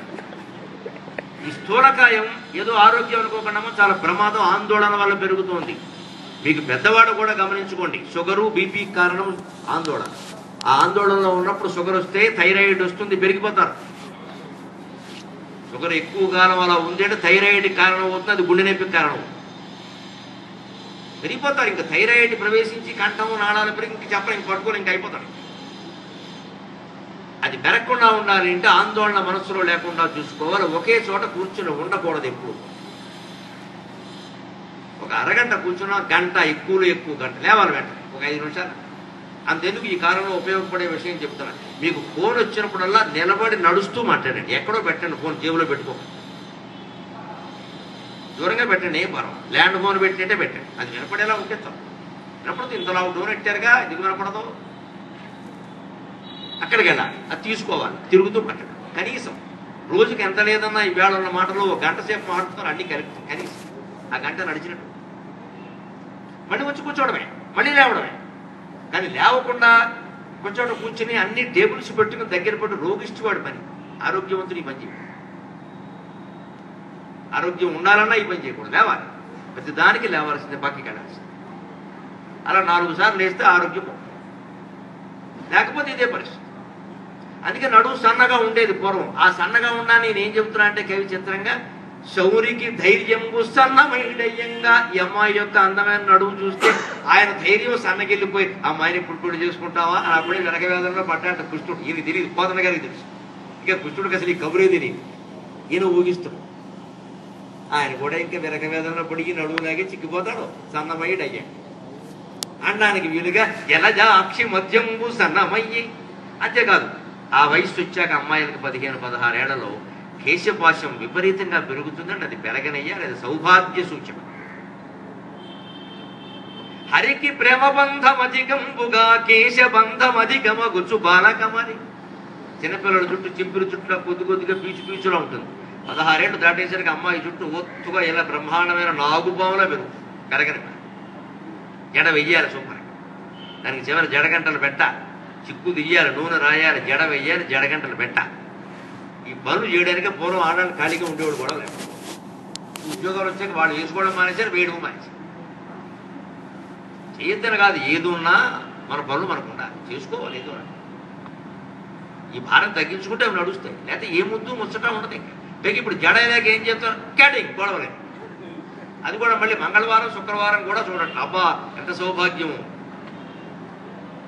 వేసేయి గొడవలేదు. ఎందుకు వచ్చిన కూడా ఇలా బారే కనుక. మళ్ళీ మనమే లలితా సహస్రం దగ్గరికి వచ్చి చెంపక అశోక పున్నాగ సౌగం దిగన సత్కచ, ఏది కచా ఏమి లేదు ఇక్కడ.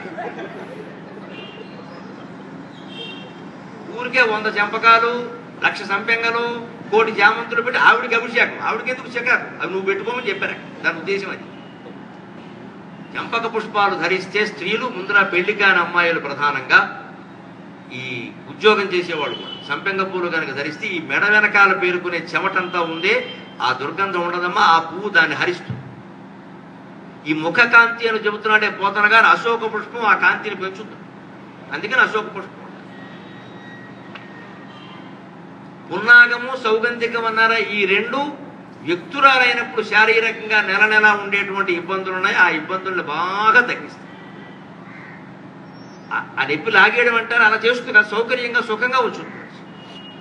ఇన్ని ఆలోచించి దాన్ని ఎలా చెప్పారు? ఆవిడ ప్రియ అనేసరికి మనం ఏం చేసి ఆవిడ ఎత్తిగా పోయిన ఇవన్నీ పెట్టి ఆవిడకి గొడవే లేదు అసలు. ఇవన్నీ మన కోసం చెప్పారు. కదంబ వనవాసిని అంటే కడిమి పూల తోటలోకి మనం వెళ్ళాలి. ఆ ఎర్రటి కడిమి పూలు కనపడుతుంటే అక్కడ అమ్మవారిని దర్శించుకుని నమస్కారం చేసుకోవాలి. అందుకని అవన్నీ కోసుకొచ్చి గుళ్ళో వారేమని కాదు. ఆవిడకి ఇష్టపడంలో ఉద్దేశం ఇది. మన దేవుళ్ళు ఇష్టం ఎందుకంటారంటే నువ్వు తినాలి కాబట్టి, నువ్వు పెట్టుకోవాలి కాబట్టి, నువ్వు ధరించాలి కాబట్టి. వినాయకుడు గుండ్రాళ్ళు ఎందుకు ఇష్టం అంటే ఆ ఋతువులో గుండ్రాళ్ళు తినడం మనకి మంచిది. శ్రీరామనవమికి పానకం ఎందుకు ఇష్టం అంటే వేసవకాలం పానకం తాగడం మనకి మంచిది. అమ్మవారికి చంపక అశోక పున్నాగ సౌగంధికాలు ఎందుకు ఇష్టం అంటే అవి మీరు ధరించడం మీకు మంచిది కాబట్టి మీరు ధరించడం చెప్పి మనం ఏం చేస్తున్నాం, మొత్తం బయట కూడా ఎవడో సుఖపడడానికి వీలు లేకుండా తోటలన్నీ కోసేసి మొత్తం పట్టుకెళ్ళి దేవుడికి బాధ. ఇది మానుకోవాలి. పువ్వులు సైతం పక్కింటి వాడు పువ్వులు కోస్తున్నామంటే దొంగతనమేనమ్మా, అనుమానమైంది. తెల్లరగట్ట కదా అని వెళ్ళి కోసేకూడదు. నేను చూస్తున్నా, అది పాపం. పొద్దున్న సంచేసుకు బయలుదేరతాడు ఒక పెద్ద మనిషి, ఈయన ఇంటి ముందు తప్ప అన్ని కోసాను.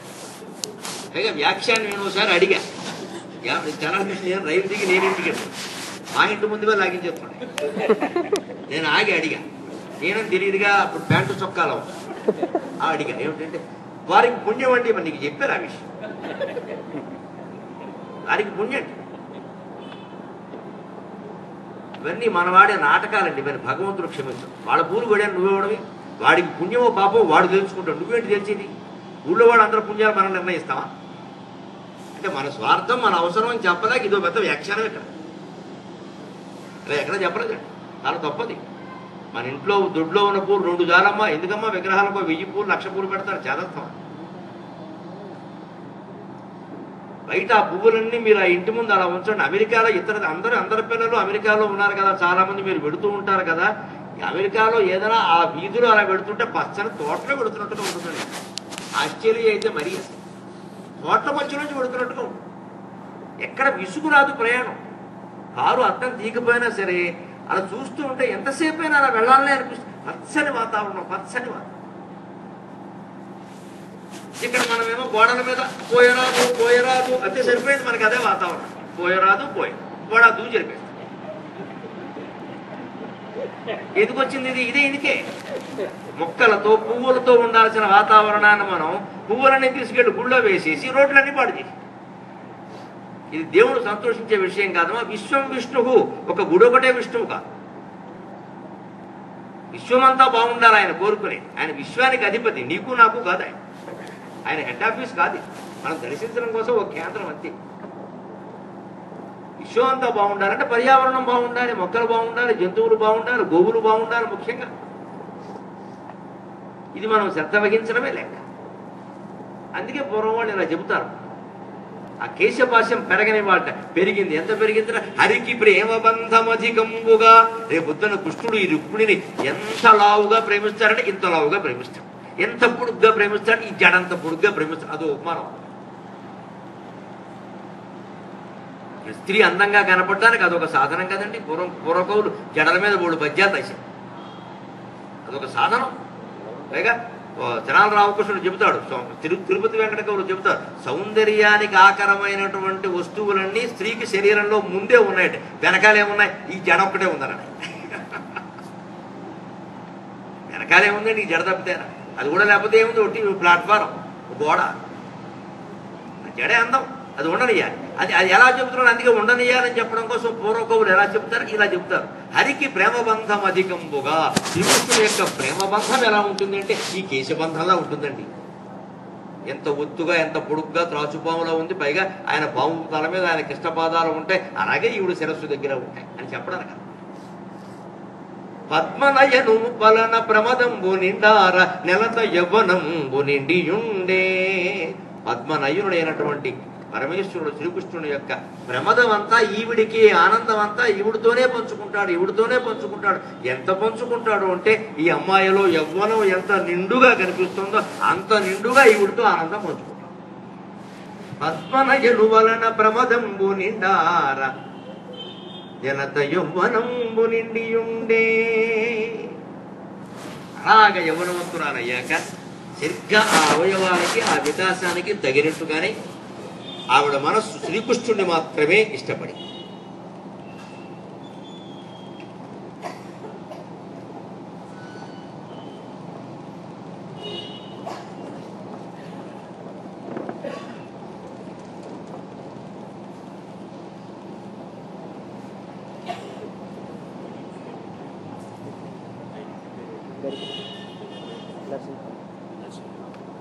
ఆవిడ శ్రీకృష్ణుడిని ఇష్టపడుతోంది. ఇక్కడ చూడండి, తల్లిదండ్రులతో సమస్య, అన్నగారితో సమస్య. ఈవిడకు అన్నగారు ఉన్నాడు, పెద్ద అన్నగారు రుక్మ బాగు, రుక్మ కీషుడు, రుక్మ మాలి చెప్పుకున్నాగా అంతా రుక్కు. ఇదో రుక్కు ముఠ. ఈ రుక్మి శిశుపాలుడికి స్నేహితుడు. వాళ్ళిద్దరూ కూర్చుని సాయంకాలం సత్కారక్షేపంలో ఉన్నారు. వారి సత్యనారాయణ వ్రతాలు వారికి ఉన్నాయి. ఆ ఏర్పాట్లో ఉండగా, ఆ మత్తులో ఉండగా ఈ రుక్మి శిశుపాలుడికి వాగ్దానం చేశాడు, మా చెల్లెల్ని నీకు ఇస్తాను. ఒక్కొక్కడు అహంకారం అలా ఉంది. తండ్రి ఉన్నాడు ఓ పక్క, తల్లి ఉంది, వాళ్ళని అడగాలి. ఈయనెవరండి? ఏదో సరదా కూర్చుని కాలక్షేపాలు చేస్తుంటే వాగ్దానం చేస్తారా? అమ్మాయిని అడగరు. పెద్ద మనిషి అయిన పిల్ల అడగలేదు, ఆయన ఇష్టం. మా నాన్నదే ఉందిలే, ఇంట్లో నా మాటే. ఇదే అహంకారం. ఈ అహంకారానికే భగవంతుడు అడ్డుకట్ట వేస్తాడు. భగవంతుడికి తల్లి, తండ్రి, భార్య, పిల్ల ఇవన్నీ అనవసరం, ధర్మం ఒకటే ఆయనకి. వాగ్దానం చేశాడు.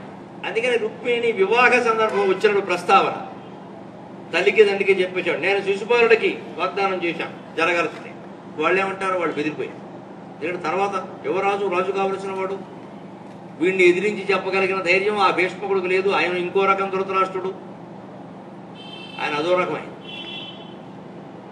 అందుకని పైగా ఆయన రాజ్యాగా చేతి రాజు, రాజ్యం ఎవరో రాజుకి ఇచ్చి పెళ్లి చేయాలి. పైగా వాడు కొంచెం ఎలా ఆలోచిస్తారంటే యాదవుడికి రాజ్యం లేదు. శ్రీకృష్ణుడు యదు వంశానికి చెందినవాడు, యాదవుడికి రాజ్యార్హత లేదు. వాళ్ళ మూలపురుషుడైన యదు మహారాజు ఏయాతి కొడుకు, ఆయన తండ్రి చెప్పిన మాట వినలేదు. అందుకని తండ్రి నీకు రాజ్యార్హత లేదు అని. ఆ వంశీకులందరూ ఆ మాటను గౌరవించారు. నిజానికి యాదవులు మహావీరుడు, వాళ్ళు మహావీరులే, వాళ్ళ సామాన్యులు కాదు. కౌరవ పక్షంలో, పాండవ పక్షంలో యుద్ధం చేసిన వాళ్ళు వాళ్ళే. కౌరవ పక్షంలో కూడా చేశారు కొంతమంది. వాళ్ళ దాటికి అర్జునుడే తట్టుకోలేకపోయారు. సంశప్తకులు అనే పేరు మీద ఉన్నవాళ్ళే ఎక్కువ మంది యాదవులే. వాళ్ళే వీరత్వం తక్కువ లేదు, కానీ వాళ్ళ గొప్పతనం చూడండి. అంత వీరులే ఉండి కూడా రాజ్యం సంపాదించే ప్రయత్నం కూడా వాళ్ళు చేయాలి. ఎందుకంటే మన పూర్వీకులకు ఒక శాపం ఉంది, దాన్ని మనం గౌరవించాలి. వాళ్ళ ఆస్తులు మనం తీసుకున్నట్టే వాళ్ళ శాపాలు కూడా మనం. ఇది ఎంత సంస్కారం అండి! అంత సంస్కారం కలిగిన వాళ్ళు కాబట్టి యాదవ కులంలో పుట్టాడు మాధవుడు. మనకి ఐశ్వర్యం ఉంది లేదు ఆ సమస్య కాదు. అక్కడ ఆ పూర్వుల యొక్క సంప్రదాయాన్ని గౌరవించాలి. మీకు ప్రత్యక్షమైన ఉదాహరణ, ఆ మధ్య ఆస్ట్రేలియాలోనే ఎక్కడో విశ్వసుందరి పోటీలు ఏవో జరిగి, మిస్ ఆస్ట్రేలియా ఏదో ఒక అమ్మాయి ఎన్నికై, ఫిలిప్పీన్స్ అంటే ఇండోనేషియా ఒక అమ్మాయి ఎన్నికై, మిస్ ఇండోనేషియా అంటారు కదా, ఎన్నికై అమ్మాయికి అర్ధచంద్ర కిరీటం పెడతారు కదా, పెట్టగానే అమ్మాయి ఈ కళ్ళ నీడతో బయటికి పరిగెత్తింది. ఈ సన్మానం అందుకోవడం అయిపోగానే నేను వెళ్ళాలి ఏదో కంగారు. సాధారణంగా మనం ఏమనుకుంటాం, ఎవరినో ప్రేమించి ఉంటుంది, వాడికి ఎవరికో చెప్పాలి. బయటికి పరిగెత్తింది. అందరూ చూస్తారు, ఈ కెమెరాలు పట్టుకుని ఎక్కడికి ఉంది. వీధులు ఉడుచుకుంటుంది ఒక అమ్మాయి. ఆ అమ్మాయి దగ్గరికి వెళ్ళి అమ్మాయి కాళ్ళకి దండం పెట్టి, అమ్మ నీదే ఈ కిరీటం నీదే అని తల్లిని ఎత్తిన పెట్టి, మిస్ ఇండోనేషియాగా ఎన్నికైన అమ్మాయి అత్యవసరంగా సన్మానం కాగానే పరిగెత్తుకుంటూ వెళ్ళి వీధులు ఊడ్చుకునేటువంటి తల్లి నెత్తి మీద ఈ కిరీటం పెట్టి, అమ్మ నీదే నా బంగారు తల్లే అని ఆ చీపురు అక్కడ పెట్టి పిల్లలు గౌరవించు. వెంటనే వీళ్ళందరూ మొత్తం మూతుల దగ్గర మైకులెట్టుకుని విలేకరులందరూ అక్కడికి వెళ్ళిపోయారు. అప్పుడు ఆ తల్లి చెప్పింది, మా అమ్మాయి ఇంత స్థాయికి వచ్చినా నన్ను గుర్తుపెట్టుకుంది, మొట్టమొదటి నా దగ్గరికి వచ్చింది, కన్న తల్లికి ఇంతకంటే ఆనందం. అంటే అప్పుడు వాళ్ళు ప్రశ్న వేసేటండి ఆ అమ్మాయి. సరే, ఈ దేశమని కాదు, ప్రపంచంలో కొంతమంది యొక్క సంస్కారం నాకు ఆశ్చర్యంగా ఉంటుంది. ఆ వార్తలు నాకు భాగవతంలో ఘట్టాలాగే ఉంటాయి. పవిత్రమైన మాట ఏదైతే మీ అమ్మాయి మిస్ ఇండియా అయింది కదండి, ఇప్పుడు సినిమా అవకాశాలు వస్తాయి, ప్రకటనలు వస్తాయి, ఇంక మీరు ఈ పని మానేయచ్చు కదా అన్నట్టు మన వాళ్ళు వేసే వెరీ ప్రశ్నలు అలాగే ఉంటాయి. చేసే పని చెడగొట్టేవాళ్ళు వీళ్ళే. రేపు పొద్దున అవకాశాలు ఆగిపోతే మళ్ళీ చీపురు పట్టాల్సిందేనా? కానీ ఆవిడ జవాబు ఇచ్చిందండి, ఈ పని చేయబట్టే కదా ఆ అమ్మాయికి అవకాశాలు వచ్చాయి, నేను అదెందుకు మాంతాను అంతే. అదేంటి ధర్మం అంటే. భగవంతుడు వాళ్ళ వైపు ఉంటాడు. ఐశ్వర్యం ఉన్నా కూడా ఆ సొంత వృత్తిని, కులవృత్తిని మానకపోవడం ఉందే అది ధర్మం. పట్టు చీరలు కట్టు భాగ్యంబు గల్గియు వారుటాగులు గట్ట భరమనరు. కాళహస్తి మహత్యంలో భక్త కన్నప్ప కథ చెబుతూ దూర్చుడు చెబుతాడు, ఆ గిరిజనులందరూ పరమ ఐశ్వర్యవంతులు, వాళ్ళేం పేదవాడు కాదు. వాళ్ళకి పట్టు చీరలు కట్టుకునే యోగ్యత ఉంది, కానీ వాళ్ళ వృత్తి వేట. పట్టు చీర కట్టుకుని వేటాడితే జారి పడతారు కింద. పట్టు చీర కట్టుకుని కారు ఎక్కలేకపోతున్నాం, బస్సు ఎక్కలేకపోతున్నాం, వేటలే ఆడతామంటే. వాళ్ళు వేటాడాలంటే ఆకులే కట్టుకోవాలి, పెద్ద పెద్ద ఆకులు, గోచీలు పెట్టుకోవాలి, తప్పదు. పొలం పని చేయాలంటే చీర పైకి లాగి కచ్చాపోస గోచీ పెట్టాలి. అంతేకాని జీన్స్ ప్యాంట్ వేసుకుని పొలంలో దిగుతావు, పొలానికి కట్టం నీ కట్టం. పట్టు చీర కట్టుకుని సత్యనారాయణ కడతానికి వెళ్ళే చీర కట్టుకుని పొలంలో దిగుతారండి ఎవరైనా? వీలవుతుందా? ఆ వేషం వేరే, ఆ కులవృత్తి అండి మా వేషం. దాన్ని దుర్జుడు వర్ణిస్తాడు. పట్టు చీరలు కట్టు భాగ్యంబుగలిగియు పరుటాకులు గట్ట భారమనరు మాణిక్య భూష సమాజంబుగలిగియు ఎర్రని గురువిందలేటి కనరు. మణులు, మాణిక్యాలు, వజ్రాలు, వేడూర్యాలు నగలుగా పెట్టుకోగలిగిన స్థాయి కన్నప్ప తల్లికి, మా అమ్మకి, అందరికీ ఉందట. ఆ కులంలో ఉందట. వాళ్ళంత ఐశ్వర్యం ఉంది. కానీ మా అడవిలో పూసే ఎర్ర గురువింద పూలు అంటే మాకు చాలా ఇష్టం, గింజలు అవే పెట్టుకుంటాం, మాకు ఇవన్నీ అక్కర్లేదు, ఎప్పుడో పండగల్లో పెట్టుకుంటాం పెళ్ళి చేసినప్పుడు ఆ గురువింద గింజల హారం వేసుకుంటాం. అంటే తమ వృత్తిని వాళ్ళు అంత ప్రేమిస్తున్నారు. ఒక బ్రాహ్మణుడికి యజ్ఞోపవీతాన్ని మించినటువంటి ఆభరణం ఏదైనా ఉంటుందంట. ఒక రైతుకి ఆ నాగలని, ఆ చేతిలో ఉండే కర్రని మించిన ఆభరణం ఏదైనా ఉంటుందా? ఒక రాజుకి రాజదండాన్ని మించిన ఆభరణం ఏదైనా ఉంటుంది? రాజదండం అంట, అదే ఉండాలి చేతులు. అదే అదే ఒక సైనికుడికి ఖడ్గాన్ని లేదా తుపాకీని మించిన ఆభరణం ఉంటుంది. అంటే ఏ వృత్తిలో మనం ఉన్నా ఆ వృత్తి పనిముట్టిని ఈ వీడియో వాళ్ళు ఆ కెమెరాను దేవుడుగా భావిస్తారు. దాన్ని సంచిలో పెట్టి పట్టుకుంటున్నారు అంటే దేవాలయంలో ఒక దేవుడి విగ్రహాన్ని మనం ఒక చోట నుంచి ఇంకో చోటకి తీసుకొడుతున్నాం. అది ఏదో కెమెరా అనుకోకూడదు. మనం దాని మీద ఆధారపడ్డాం. మన జీవితానికి ఆధారం అది. నా జీవితానికి ఈ గొట్టం ఆధారం, బొబ్బాసి గొట్టం, గొంతు. అందుకే నేను చాలా జాగ్రత్తగా చూసుకుంటాను. అది లేకపోతే మనమే మా ఊడు పిలుస్తాడు, ఏముంది ఎంత ప్రశ్న ఉంటే పాటించుకుంటే గొంతు పని చెప్పి అదే చూసుకుంటాం. మనకి గొంతే పెట్టుకోండి మొత్తం. ఏ వృత్తిలో ఉన్న వాళ్ళమైనా విద్యార్థి పెన్నని, కళాన్ని, కాగితాన్ని, లేదా కంప్యూటర్ ఉంటే కంప్యూటర్, దాన్ని దేవుడుగానే భావించాలి. అందుకని చూడగానే తలనొప్పి బ్లటిష్ ఈ మాట రాకూడదండి, పనిచేయదండి. అది దైవం. కంప్యూటర్ దైవం, కెమెరా దైవం, ఊడ్చేవాడికి ఆ చీపురు దైవం. అది కనకదుర్గ చేతిలో ఆభరణం, అంతేగాని ఊరికి చీపురు గట్ట కాదు. అప్పుడు ఆ పని బాగా చేస్తాం, గమనించండి. ఆ పని శ్రద్ధగా చేస్తాం, దైవారాధన. అప్పుడు శ్రద్ధగా చేస్తాం. లేకపోతే ఏం చేస్తాం, ఎంత చేసినా ఇంతే, జీతాలు రావరో, ప్రమోషన్లు ఉండవు అని చెప్పి అలాగే ఉంటుంది. ఆ ఊడుపు కూడా అలాగే. ఇది దైవారాధన అనుకుని మనం చేస్తే, ఎందుకంటే వర్క్ ఇది వర్షిప్పర్ ఎందుకే అన్నారు. పైగా భగవద్గీతలో చాలా స్పష్టంగా చెప్పాడు, స్వకర్మణా తమభ్యర్చ్య సిద్ధిం విందతి మానవక. మనకి అర్థం కాక గుళ్ళు, గోపురాలు, తీర్థాలు, యాత్రలు, పూజలు, పురస్కారాలు వీటి వల్ల ఏదో ముక్తి వస్తుందని మనం అనుకుంటున్నాం. కానీ ఇవన్నీ ఎందుకు చేయమన్నారు అంటే నీ ధర్మం నువ్వు బాగా చేయడం కోసం ఇవన్నీ చేయాలి. స్వకర్మణా తమభ్యర్చ్య, అసలు నువ్వు చెయ్యవలసిన పని, సమాజం నీకు కేటాయించిన పని, నువ్వు ఇష్టపడి స్వీకరించిన పని, ధర్మం నిష్కల్మషంగా నిష్కపటంగా చెయ్యి, నీకు ముక్తి ఖాయం, వేరే ఏమీ అక్కల. అందుకే ఆ గిరిజనులు ఆ వృత్తిని దైవంగా భావించారు. కాబట్టి వాళ్ళు ఆభరణాలు పెట్టుకోవాలి, పట్టు చీరలు కట్టుకోవాలని ఎప్పుడు అనుకోవాలా. వాళ్ళ వేటకు తగిన వేషంలోనే వాళ్ళు. అలాగే ఎవరైనా అంతే. అందుకని ఏ జీవితమైనా అలాంటి లెక్కలో, అలాంటి పరిస్థితుల్లోనే రుక్మిణీదేవి కూడా క్షత్రియ కన్య. కాబట్టి ఆ క్షత్రియుడైన శూరుణ్ణి, యాదవుణ్ణి పెళ్లి చేసుకోవాలనుకుని తప్ప రాజ్యం ఉంటే, లేకపోతే వాళ్ళు అలా ధర్మానికి కట్టుబడ్డారు. వాళ్ళు రాజ్యం సంపాదించలేక కాదు. శ్రీకృష్ణుడు మీరు గమనించిన శిశుపాలుని సంహరించాడు కదా, జరాసంధుడు ఆయన వల్లే చనిపోయాడు కదా, భీముడు చెప్పాడు, ఆయనకే దా ఉపాయం చెప్పింది. ఎంతమంది నరకాసురుని సంహరించాడు కదండి. మరి ఆ రాజ్యాలన్నీ లాక్కోవచ్చు కదండి. ఆయన రాజు కావద్దని ఎవరన్నారండి?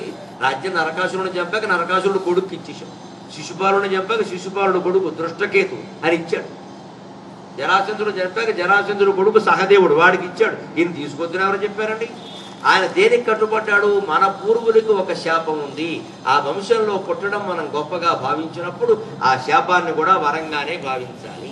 అంటే పరమాత్మ ఏ కులంలో ఏ వృత్తిలో పుట్టాడో ఆ కుల ధర్మాన్ని, ఆ వృత్తి ధర్మాన్ని గౌరవంగా భావించాడు. అలాగే ఆయన గొల్లవాళ్లలో పెరిగాడు, యాదవుల్లో పుట్టిన నందుడి ఇంట్లో పెరిగాడు. వాళ్ళు యాదవులు కాదు, వాళ్ళు గొల్లలు. అప్పుడు ఏం చేశాడు? గోవులు కాశాడు. నేను గోవులు కాయడం ఏమిటి, నేను దిద్ది పప్ప అనడం ఏమిటి అనలేదే, ఆ పని చేశాడు. ఈ రెండు పనుల ద్వారా కృష్ణ పరమాత్మ మనకి ఏం చెబుతున్నాడు? మీరు ఏ వృత్తిని స్వీకరించారో ఆ వృత్తిని చిత్తశుద్ధిగా చెయ్యండి. ఇది గొప్పది, ఇది తక్కువదని దెబ్బలాడుకోకండి. లోకంలో మంచి పనులు చెడ్డ పనులు ఉంటాయి, కానీ గొప్ప పనులు తక్కువ పనులు ఉండవండి. మనం పుట్టించాము. గొప్ప పని తక్కువ పని ఎప్పుడు మాట్లాడకూడదండి. మంచి పని చెడ్డ పని మాట్లాడు. మనం కష్టపడి సంపాదించుకోవడం మంచి పని, ఎవరు సొమ్ము దొంగలించడం దొంగ పని, అది చెప్పండి, తప్పలేదు. అందుకని ఇంజనీరింగ్ గొప్ప, ఇటకలు మోయడం తప్పు అనకండి. తప్పమ్మా, గొప్ప తప్పు కాదు. ఇటకల ఇంజనీరింగ్ ఎంత గొప్పదో ఇటకలు మోయడం అంతే గొప్ప. ఇటకలు మోసేవాడు ఇటకలు మోయకపోతే ఇంజనీర్ చేయగలిగింది ఏం లేదు. అప్పుడు ఇటకలు మోసేవాడు కూడా తన పనిలో తాను ఉంటాడు. ఇవాడు ఇంజనీరింగ్ గొప్ప అంటే ఏం చేశాడు? ఇటకలు మోసేవాడు కూడా ఇంజనీరింగ్ చదివాడు, ఇంజనీర్లు ఎక్కువ పోయారు, ఇటకలు మోసేవాడు అవళ్ళు. ఇదివరకు ఇంజనీర్గా అనేవారు, ఇప్పుడు ఇంకే పోయింది, నీరు వారు కారింది నీరు అంతే. అందరూ అదే పని. ఎందుకని? దాని గొప్ప లోకంలో ఎప్పుడైనా మీరు గమనించండి, దేనికి మీరు ఎక్కువ ప్రచారం ఇస్తారో అక్కడికే అందరూ వెడతారు, అదే అందరూ సేవిస్తారు. అందుకే నా ప్రవచనాల్లో నేను ఎప్పుడూ జాగ్రత్త పడతా. పలానా క్షేత్రం గొప్పది, పలానా తీర్థం గొప్పదని నేను చెప్పలేనండి. నా వల్ల చాలా మంది ఒత్తిడి చేస్తున్నారు, మీకు ఏం కావాలంటే అది ఇస్తాం. మా గుడి మహిమ, నీ గుడిలో ఏమిటి ప్రత్యేక మహిమ? నీ గుడిలోనే ఉంటాడు దేవుడు, ఎక్కడ ఉండడా? దానివల్ల ఏమవుతుందండి? ఆ గుడికి 1,00,000 మంది జనం వస్తారు, నాకు బాగా వస్తాయి, వాడు ఇస్తారుగా. అప్పుడు పక్క గుడి ఆయన పిలుస్తాడు, వాడు ఏమి ఇచ్చారండి? 3 లక్షలు, మేము 6 లక్షలు ఇస్తామంటే మా గుడి మహిమ. నేనేమైనా వ్యాపారస్తున్నాయి? దేవుడు మహిమ గురించి చెప్పడానికి భగవంతుడు నాకు ఈ గొంతు ఇచ్చాడు, కానీ ప్రత్యేకించి ఒక క్షేత్రం మహిమ కాదంట. దేవుడు అంతటా ఉన్నాడు, ఇంకో గుడిలోకి వెళ్ళి అక్కడ ఉన్నాడు, ఇక్కడ ఉన్నాడు, ఎక్కడ మహిమ లేదు. ఆ వృత్తుల మధ్య పోటీ ఇంజనీరింగే గొప్పతనం. ఇవాళ పుణ్యక్షేత్రాలు మీరు చూసుకోండి, మొహమాటం లేకుండా మాట్లాడుకుంటారు. కాశీ తెలుగు వాళ్ళే కాశీలో ఎక్కువ ఉంటారు, కాశీ ఉత్తరప్రదేశం వాళ్ళు లేరు. వీళ్ళు చూసుకోండి. నైమిషారణ్యం నిండా మనవాళ్లే, కరెంట్ లేదు అక్కడ. 24 గంటల్లో 20 గంటలు కరెంట్ లేదు, మనవాళ్లే మొత్తం. శబరిమలై మనవాళ్లే, షిరిడి మనవాళ్లే, మొత్తం అన్ని. కానీ షిరిడీలో తెలుగు బోర్డు పుట్టుపడు, రాజు ఠాకరే వచ్చి పీకి పారేశాడు మొత్తం, చచ్చినట్టు మరాఠీ నేర్చుకున్నాం. మనకి పౌరుషాలు లేవండి, మనకి పౌరుషాలు. మన భాషను అక్కడ అవమానించినా సరే అక్కడికి వెళ్ళి మనం దండాలు పెట్టాం. మనకి పౌరుషం ఎక్కడ వాళ్ళకు ఉంది. కానీ ఆ షిరిడీసే ఇక్కడ లేడా? ఆంధ్ర షిరిడి అనే దేవాలయాలు 10 ఉన్నాయి, వెళ్ళొచ్చుగా, వెళ్ళరండి. తమిళనాడు మొత్తంలో మన భాష మొత్తం లేకుండా చేశారమ్మా, మొహమాటం లేకుండా చెప్తాం, ఒక్కడా లేదండి. ఒక తెలుగు మీడియం కాదండి, చదువుకుందుకు అవకాశం కూడా లేకుండా చేశారు. తెలుగు భాష లేదు, అసలు సబ్జెక్ట్ లేదు ఎవడో తీసుకోవడానికి. కానీ మనం తమిళ స్తోత్రాలను ఎత్తినెట్టుకుంటున్నాం. నన్ను మన్నించాలి, పౌరుషం ఉంటే మానయ్యాలి, చదవద్దు. మళ్ళీ చెప్తాను, ఎవరి మీద మనకి ద్వేషం కాదు, భగవంతుడి కోసం కాదు. మన భాషను వాళ్ళు అలా అవమానిస్తూ ఉంటే తమిళాలు, మలయాళాలు, మరాఠీలు అన్నీ మనం నెత్తి మీద ఎత్తుకుంటున్నాం. చాలీసాల పేరు మీద హిందీలు. దేశం మొత్తం మీద ఆత్మాభిమానం లేని వాళ్ళు ఎవరైనా ఉంటే మనమే. మనకి ఎంతసేపు పుణ్యం అంతే. ఆ పేరు మీద భాషకి పాపం చేస్తున్నాం. తడుచుకుంటే కడుపులో వేదన వస్తున్నది. ఎందుకు మాట్లాడాలనిపిస్తుంది నాకు చూస్తే, ఎందుకు మాట్లాడారు? ఎవరికి భాష అక్కర్లేదు. దేవుడు కూడా స్వార్థం కోసం కావాలి, సమాజం కోసం మనకు అక్క. మన సొంత సమస్యలు ఏవో ఉన్నాయి, పిల్లలు, పెళ్ళిళ్ళు, ఉద్యోగాలు, డబ్బులు, అందుకోసం కావాలి వెంకటేశ్వరం. దేశం కోసం అక్కర్లేదు. ఉగ్రవాదం నశించాలని ఎప్పుడైనా గుళ్ళోకి వెళ్ళి దండం పెట్టాం మనం. అత్తగారు కోడల్ని రైల్లోంచి తోసేసింది ఖుష్బు అనే కోడల్ని. అలా ఏ అత్తగారు ప్రవర్తించద్దని ఎప్పుడైనా దండం పెట్టారా?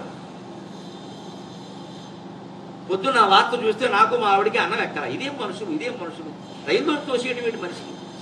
తల్లి కొడుకు కలిసి తోసేశారు కోడలు. ఇదే సమాజం.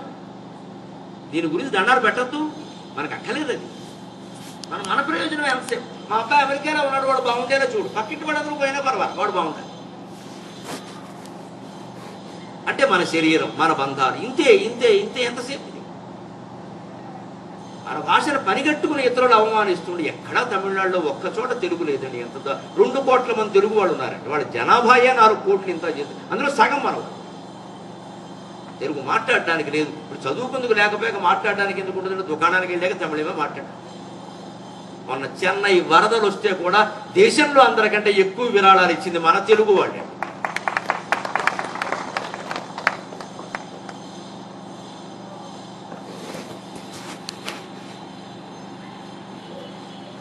ఆలోచన చేయండి తెలుగువాడు. ఎవరిని తక్కువ చేయడం కాదండి ఇది. మనం చూసుకోవద్దా కనీసం? ఒక్క దేవాలయంలో ఎక్కడైనా రామదాసు పద్యం చదివారు ఎప్పుడైనా మీరు? శివాలయంలో కాళహస్తి శతకం పద్యం చదివారా ఎప్పుడైనా? దేవుడు దండం పెట్టుకో. చదివితే సంస్కృతం పర్వాలేదు, అది దేవభాష, దానికేముంది? దాంతోపాటుగా తమిళం, మలయాళం, మరాఠీ, హిందీ అన్నీ పనికొస్తాయా? అన్ని బీజాక్షరాలు ఉంటాయా? నా తెలుగు ఒక్కటేనా ఏమీ లేని దిక్కుమాలిన భాష? ఇందులో బీజాక్షరాలు లేవా? మనకు అర్థమయ్యే భాష, మనదైన భాష, మన పుట్టుకతో వచ్చిన భాష. ఏడుస్తున్నావో నవ్వుతున్నావో దేవుడి దగ్గర ఉంటే తెలుస్తుంది కదా మా కనీసం. తమిళంలో ఏడిస్తే మనకేం తెలుస్తుంది? ఈ ఆలోచన చేయాలి తెలుగువాడు. నా భాషలోనే నేను దేవుణ్ణి ప్రార్థిస్తా, ఇతర భాషల స్తోత్రాలు నాకు అవసరం లేదు. దేవుడైనా సరే నా భాషే నాకు ముఖ్యం. ఇతర ప్రయోజనాలన్నీ పక్కనట్టండి, మన భాషలో ప్రార్థిస్తే అర్థమవుతుంది కదా. తెలుగు పద్యాలు అర్థం కావట్లా. ఆ పట్టుదల ఉంటే భాష భగవంతుడు రెండూ నిలబడతాయి ధర్మం. అలా ప్రస్తుతమైన ప్రకృత మనసున. అందుకని ఆవిడ అంకిత భావంతో ఉందండి. శ్రీకృష్ణుడికి వాళ్ళకి అభ్యంతరం లేదు. కానీ భీష్మకుడు ఏమనుకున్నాడు? రుక్మి అన్న ప్రకారం చూశాక, సాటి రాజులు తండ్రి ఏమనుకుంటాడండి ఎప్పుడైనా? వాళ్ళకి రాజ్యం లేదు, అంతకంటే రాజ్యం ఉన్నవాడికి ఇవ్వడం మంచిది కదా. పైగా వీడు మొండివాడు, ఈ రుక్మి వినడం, ఎందుకు వచ్చిన గొడవ, నా తర్వాత రాజు కావలసిన వాడు. పైగా అప్పటికే కంసుడు ఉదాహరణలు కొన్ని ఉన్నాయి. తల్లిదండ్రులను చెరసాల్లో పెట్టాడు ఆ పెద్ద మనిషి. వీడు పెట్టడనేముంది? పాపం ఆయన సహజంగానే కొంత పైగా. అందుకని ఫోన్లే అని ఆయన కూడా తాంబూలాలు ఇచ్చినంత పని చేశాడు. ఇచ్చేసారు, అయిపోయింది.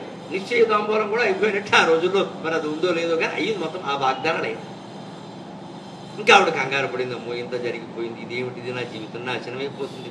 శిశుపాలుడి గురించి చిన్నప్పటి నుంచి వినకూడని మాటలన్నీ విన్నాను. పైగా నా మనస్సు ఎందుకో ఏ జన్మ సంస్కారమో కానీ శ్రీకృష్ణుడి పట్ల అంకితమైంది. వాడు పుట్టింది మొదలు శ్రీకృష్ణుడిని తిట్టడమే పని. ఇదేమిటిది? పోనీ ఏదో ద్వేషించకుండా ఉన్నా ఒక రకం. రేపు పొద్దున్న నేను ఏదైనా పొరపాటుని ఆవు నుంచి కృష్ణ అన్నా కూడా ముద్దు కుట్టేస్తాడేమో వచ్చేసి. అంటాం కదా మనం, శివశివ అంటాం, కృష్ణ అంటాం. అంటే ముద్దు కుట్టేస్తాడేమో కృష్ణుడిని స్మరించాము. ఇదేం పెళ్ళి, ఎలా చేసుకుంటాం? మరి ఏం చేస్తాం? తల్లిదండ్రులు అన్నగా. కాబట్టి గత్యంతరం లేకండి. ఎంత ఆలోచన చేసిందో చూడండి. చాలా గౌరవమైన ఆలోచన. ఎవరి ద్వారానో కబురు చేయడాలు, ఉత్తరాలు రాయడాలు, ఈ వ్యవహారాలు కాదు. మళ్ళీ ఆక్షేపించే అనుమానం అవకాశం కూడా ఇవ్వకుండా తన ఇంటికి నిరంతరం వచ్చేవాడు కుల పురోహితుడైన అగ్నిద్యోతనుడు అనే బ్రాహ్మణుడిని పిలిచింది. 70 ఏళ్ళవాడు. అదే కుర్రాడు అనుకోండి, ఏమిటా కురతనం, అమ్మాయి చెప్తే నువ్వు చేయడమేనా అంటారు. 70 ఏళ్ళవాడు. అన్నారికి లేదు, మా అమ్మాయి లాంటిదండి, నేను అమ్మాయి బాధ చూడలేకపోయి చేశానండి. బ్రాహ్మణుడు తిడితే తిరిగి చెప్పిస్తాడు. అంత నిగ్రహంతో వ్యవహరించిందండి. ఎంత గొప్ప స్త్రీ అండి. ఇందుకోసం రుక్మిణి కళ్యాణం వినాలి. ప్రేమలో పడినా ఇలా పడాలి, ఇంత పద్ధతిగా ఉండాలి చేసే. అంతేగాని తల్లిదండ్రులకు తెలియకుండా సెల్ ఫోన్ మెసేజ్లు ఇచ్చేసి SMS సంక్షిప్త మధుర సందేశం, వీరికి వారు వారికి వారు, అటో 100 ఇటో 100 అయిపోయి కొంపలన్నీ మునిగిపోయాక అప్పుడు అనుకోకుండా ఎక్కడ సెల్ ఫోన్ బిల్లు 10,000 అయితే అనుకున్నావు. ఏదైనా జరిగేసరికి అనుకోకుండా ఏం లేదు, ఎక్కడ జరుగుకున్నాం, కావాలనే చేసాం. అప్పుడు ఆ తల్లిదండ్రులకు చెప్పి నిజంగా ధైర్యం ఉండి మన ప్రేమను మనం నమ్మితే అసలు దిగేటప్పుడే చెప్పచ్చు హాయిగా నేను ఈ ఉద్దేశంతో ఉన్న కారణానికి మీకు ఏమైనా అభ్యంతరం ఉంటే చెప్పండి. రేపు ఇంత పెద్దవాళ్ళేగా 27-25 ఉన్నాయి కదా, తప్పలేదండి. నా ఉద్దేశం ఇది. మీకు ఏమైనా అభ్యంతరం ఉంటే చెప్పండి. ఒకవేళ వాళ్ళ అభ్యంతరాలు చెప్పారు, వాటి గురించి తెలుసుకోవచ్చు కదా, అంత మోజెందుకు? అవన్నీ అలాగే ఉంటాయి, నేను చేసుకుంటా. లేదమ్మా, అతను కొంచెం అలాంటి వాడు కాదు, కొంచెం వేరే వేరే తేడాలు ఉన్నాయమ్మా, ఎవరితోనో బంధాలు కూడా ఉన్నాయంటే అవన్నీ ఏం లేవు. I believe him. ఇదే మూర్ఖ. వేరే తేడాలు ఉన్నాయని తల్లి కానీ తండ్రి కానీ మేనత్త కానీ మేనమావ కానీ చెబుతుంటే ఆలోచించాలి ఖచ్చితంగా. మునిగిపోతాను నిండా. ఇగో ఇందాకట్లాగా రైల్లో తోసేస్తా. తల్లిదండ్రులు ఉడికే చెబుతారా? ఆలోచించాలి.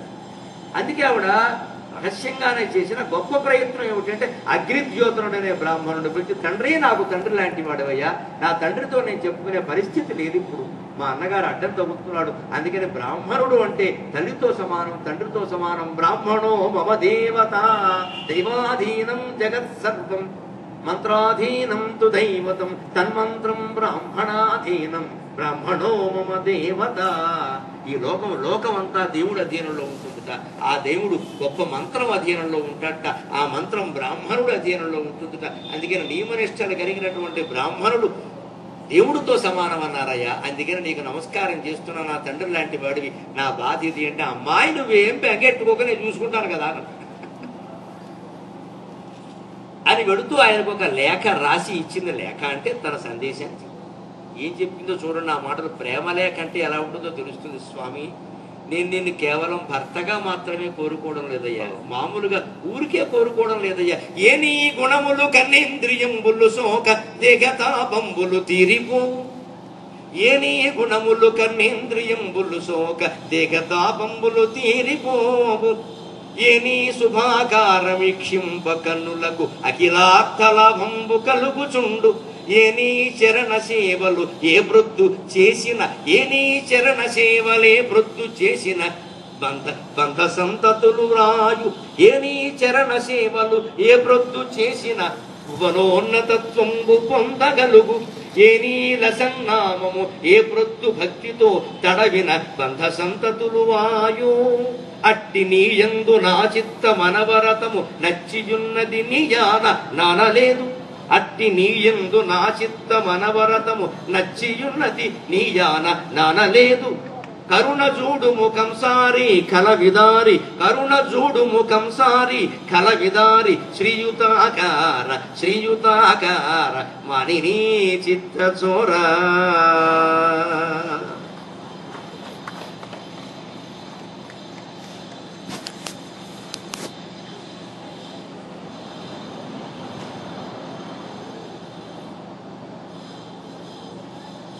ఇది సాక్షాత్ భగవంతుడి గురించి, దేవుణ్ణి గురించి జీవుడు చేసిన ప్రార్థన తప్ప ఒక అమ్మాయి ఒక అబ్బాయికి రాసిన ప్రేమ లేఖ. అంత ప్రేమ అమ్మాయిలకి అబ్బాయిల మీద ఉంటే, అంత నమ్మకం అబ్బాయిలకి అమ్మాయిల మీద ఉంటే అది ప్రేమ వివాహం హాయిగా చేయొచ్చు. ఎవరు ఏం అభ్యంతరం ఉంటుంది? పెద్దవాళ్ళకి. పెద్దవాళ్ళు ఎప్పుడైనా ఎందుకు కాదంటారండి? ఎలా ఉంటారో అని బెంగ, అంతేగా.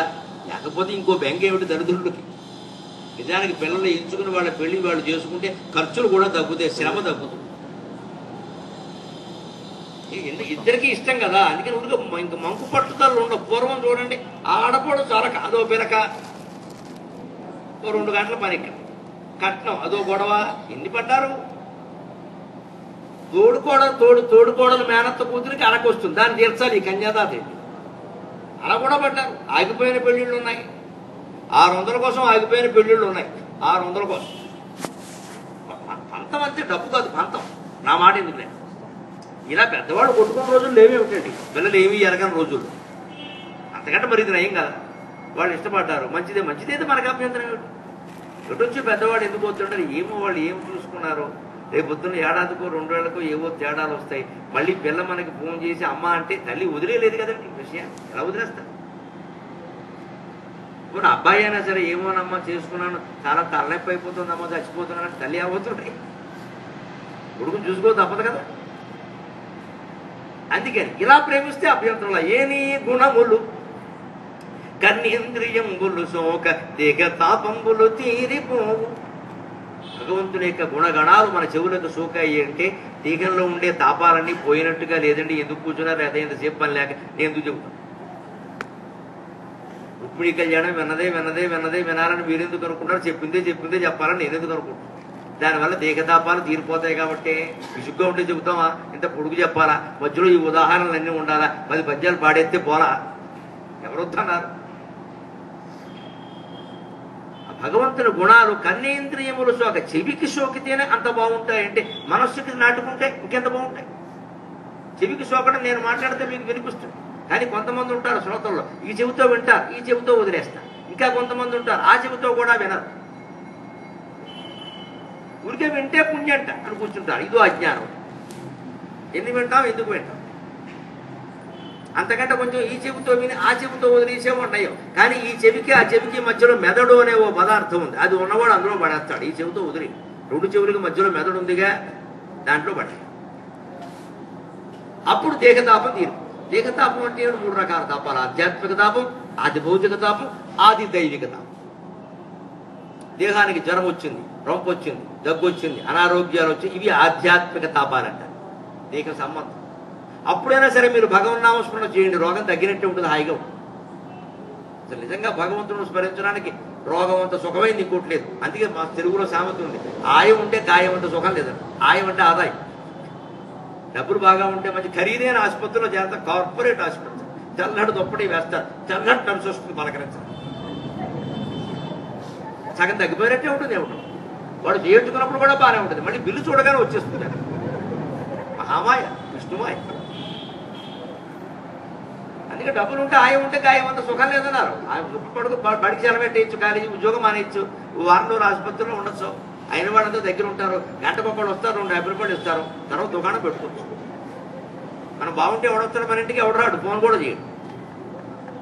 అలా ఇప్పుడు అనారోగ్యంలో కొన్ని సుఖ అలాగే కోరుకుంటావా? లేదు, వచ్చింది భరించు. అదే తత్వం అంటే నేను కోరుకోకు, వచ్చింది భరించు, ఆనందంగా తీసుకోదాన్ని. పర్వాలేదు, లేదు పడినంత కాలం పడ్డా ఫోన్లో జ్వరం పేరు మీద 4 రోజులు విసిరి అంతే. అప్పుడు భగవన్నామాన్ని స్మరించడం నిజంగా దేహతాపం తీరిపోయినట్టు. ఆది భౌతికం, బయట గొడవలమ్మ, రకరకాలుగా సమ్మెలు, హర్తాళ్ళు, ఈవేళ రాస్తా రోకోలు, ట్రాఫిక్ జాములు. ఆ ట్రాఫిక్ జామ్ వచ్చినప్పుడు ఎప్పుడైనా సరే మీరు కారులో కూర్చుని ఓం నమో వెంకటేశాయ, ఓం నమో వెంకటేశాయ అని కళ్ళు మూసుకోండి, కళ్ళజోడు కూడా తీసేయండి, కళ్ళు తెరవకండి. డ్రైవర్ తీసుకెళ్తాడుగా ఎలాగో, మనం డ్రైవింగ్లో ఉండగా కళ్ళు మూసేయకూడదు, ప్రమాదం. మీరు మూసేయమన్నారని మూసేసారంటే ఎవరు? ప్రయాణికులు, డ్రైవర్ని కాదు. తిరుపతి కొండ మీద ఒక కారులో ఎక్కించుకుని తీసుకెళ్తున్నట్టు ఓ డ్రైవర్. ఆ మరుపులు వస్తాయి కదా, తిరుపతి కొండ మీద మరుపులు ఎలా ఉంటాయి? హెయిర్ పిన్ బెండ్ అంటారు, జడ పిన్నులా ఉంటుంది, చక్ చక్ చక్ చక్ చక్ చక్ అలా ఉంటాయి. అంత వెంటనే యూటర్న్ అలా ఉంటాయి, భయంకరంగా ఉంటాయి. ఏదైనా తినెక్కామంటే వాటికి అలాంటి మరుపుల్లో వాడు దూసుకుంటూ వెళ్ళిపోతాడు. వీడి పక్క వాళ్ళకి భయంగా ఉంది, వీళ్ళు 6 ఎక్కేసారు కాదు, వాళ్ళకి భయంగా ఉంది. ఒక 7-8 మరుపులు అయ్యాక వీడు అన్నట్టు డ్రైవర్తో, ఇది ఎంత ధైర్యం అయ్యా, అసలు ఎలా నడుపుతున్నావయ్యా, మాకు అసలు ఇలా ఒళ్ళు జరదరిస్తుంది అన్నట్టు. ఎందుకంత భయం? నేను చేసినట్టు చేయ, నీకు భయం ఉండదు అన్నట్టు. ఏమిటన్నట్టు? మలుపు వచ్చినప్పుడల్లా కడుపు మూసుకోవాలి.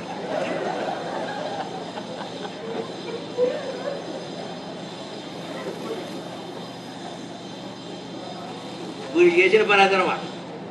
మలుపు వచ్చినప్పుడు డ్రైవర్ కళ్ళు మూసుకున్నట్టు. మరి ఎందుకు పోతున్నారంటే వెంకటేశ్వర దయా, అంతే అంతే. ఈ మాట విన్నాడు, ఇక వాడు కళ్ళు మూసుకోవాలి.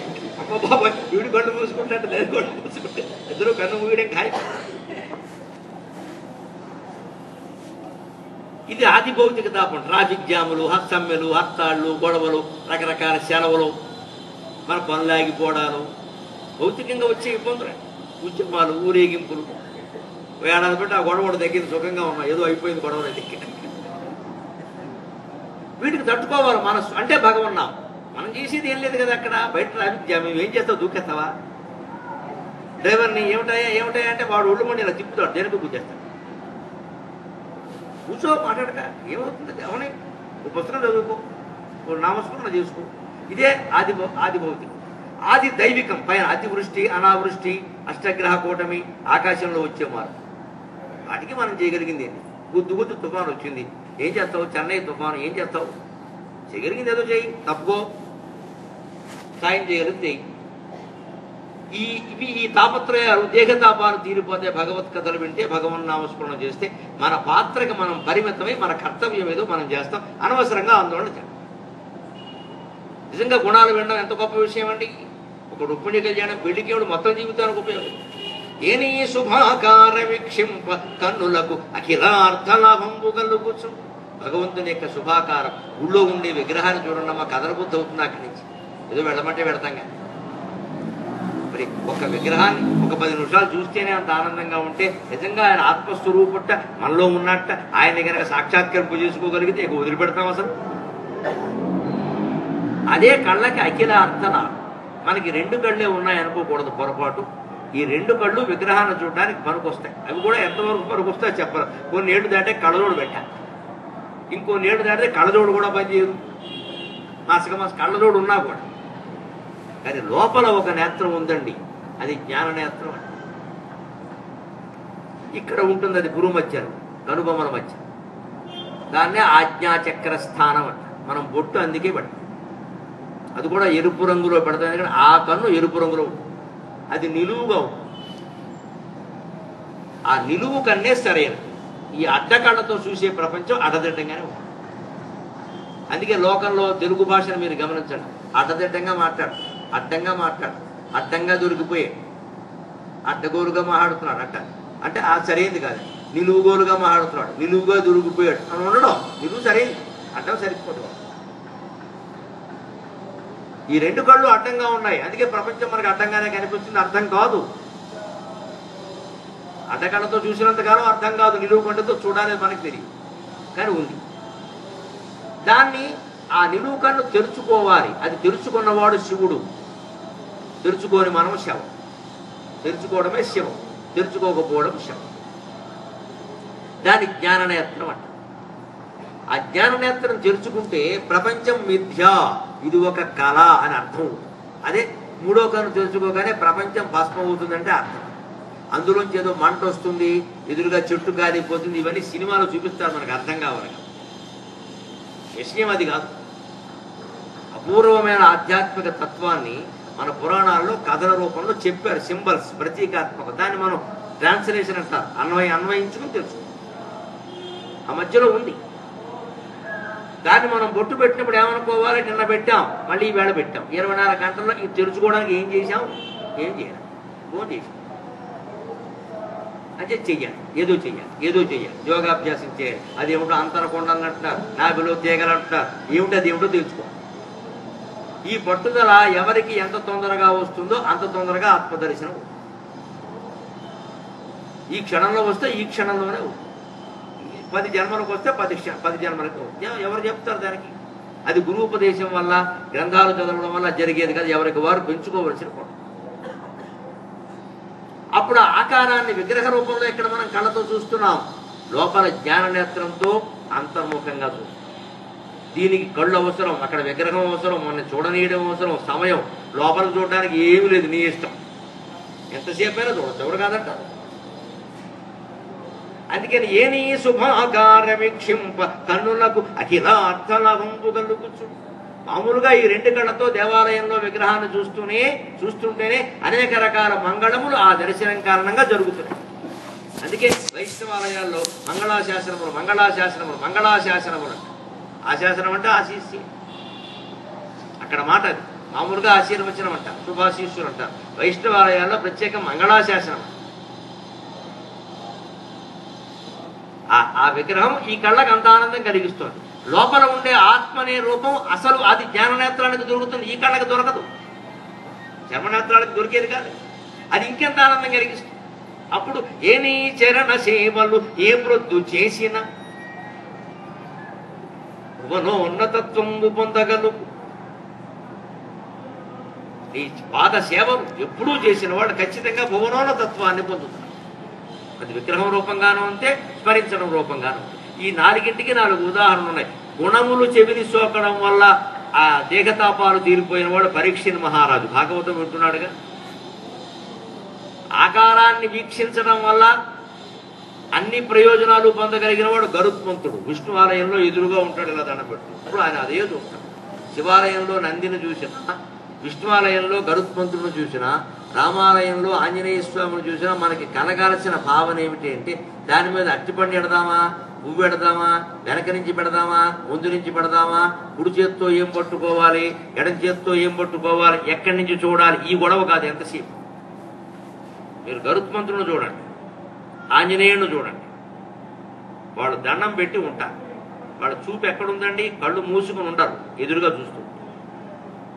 అది ఆ దైవ దర్శనం మానకుండా చెయ్యి, మానకుండా చెయ్యి, ఎప్పుడు అదే చెయ్యి, మేము చేస్తున్నాగా నువ్వు చేయడానికే అని చెప్తున్నారు. అది ఎంతసేపు చేయగలవో చూసుకో. అంటే దేవుడి మీదే దృష్టి, దృష్టి దర్శనం అంతే కదా, రెండు ఒకటేగా.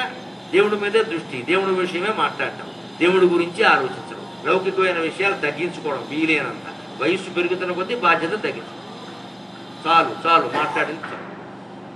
70 ఏళ్ళు 80 ఏళ్ళు వచ్చినా సరే ఇంకా పక్కింటి ఆయన్నో పక్కింటి ఆవిడనో పిలవడం, ఈ విషయాలన్నీ మాట్లాడుకోవడం, అన్నీ అయిపోయాక ఏం మాట్లాడుకుని మనం చేసేది ఏముందో, ఏం చేసేది లేనప్పుడు ఎందుకు మాట్లాడుకోవడం పనిలే.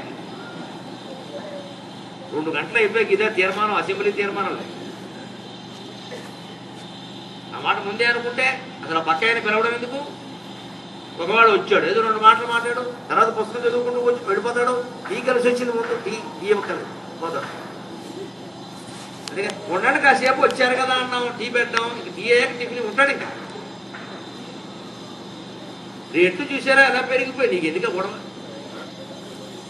ఇదే అనవసరమే. అప్పుడే హనుమంతుడు గుర్తు రావాలి, అప్పుడే గరుత్మంతుడు గుర్తు రావాలి. శిలా విగ్రహం కానీ ఏదైనా కానీ, వైకుంఠంలో కూడా గరుత్మంతుడు అంతే కదండి. శిలా విగ్రహం అంటారేమిటి? విష్ణువు ముందు గరుత్మంతుడు ఇలాగే కూర్చుంటాడు. మరి అక్కడ మనిషేగా, దేవతేగా, అక్కడ శిలా విగ్రహం కాదుగా. దాని ఉద్దేశం ఏమిటంటే ఇలా నిలబడి చూడండి, కదలకండి, వద్దు, మిగిలిన విషయాలు వద్దు, ఆపేయి ఆపేయి, చాలు, ఊపినంతకాలం ఊపాయి, ఇంకా ఆపేయి, ఆపే చాలు. ఎంతసేపు ప్రపంచాన్ని ఊపేది ఊగిసలాడేది, మనం ఊగిపోతున్నాం, దాన్ని ఊపేస్తున్నాం, మన గొడవలు. ఆపేయి.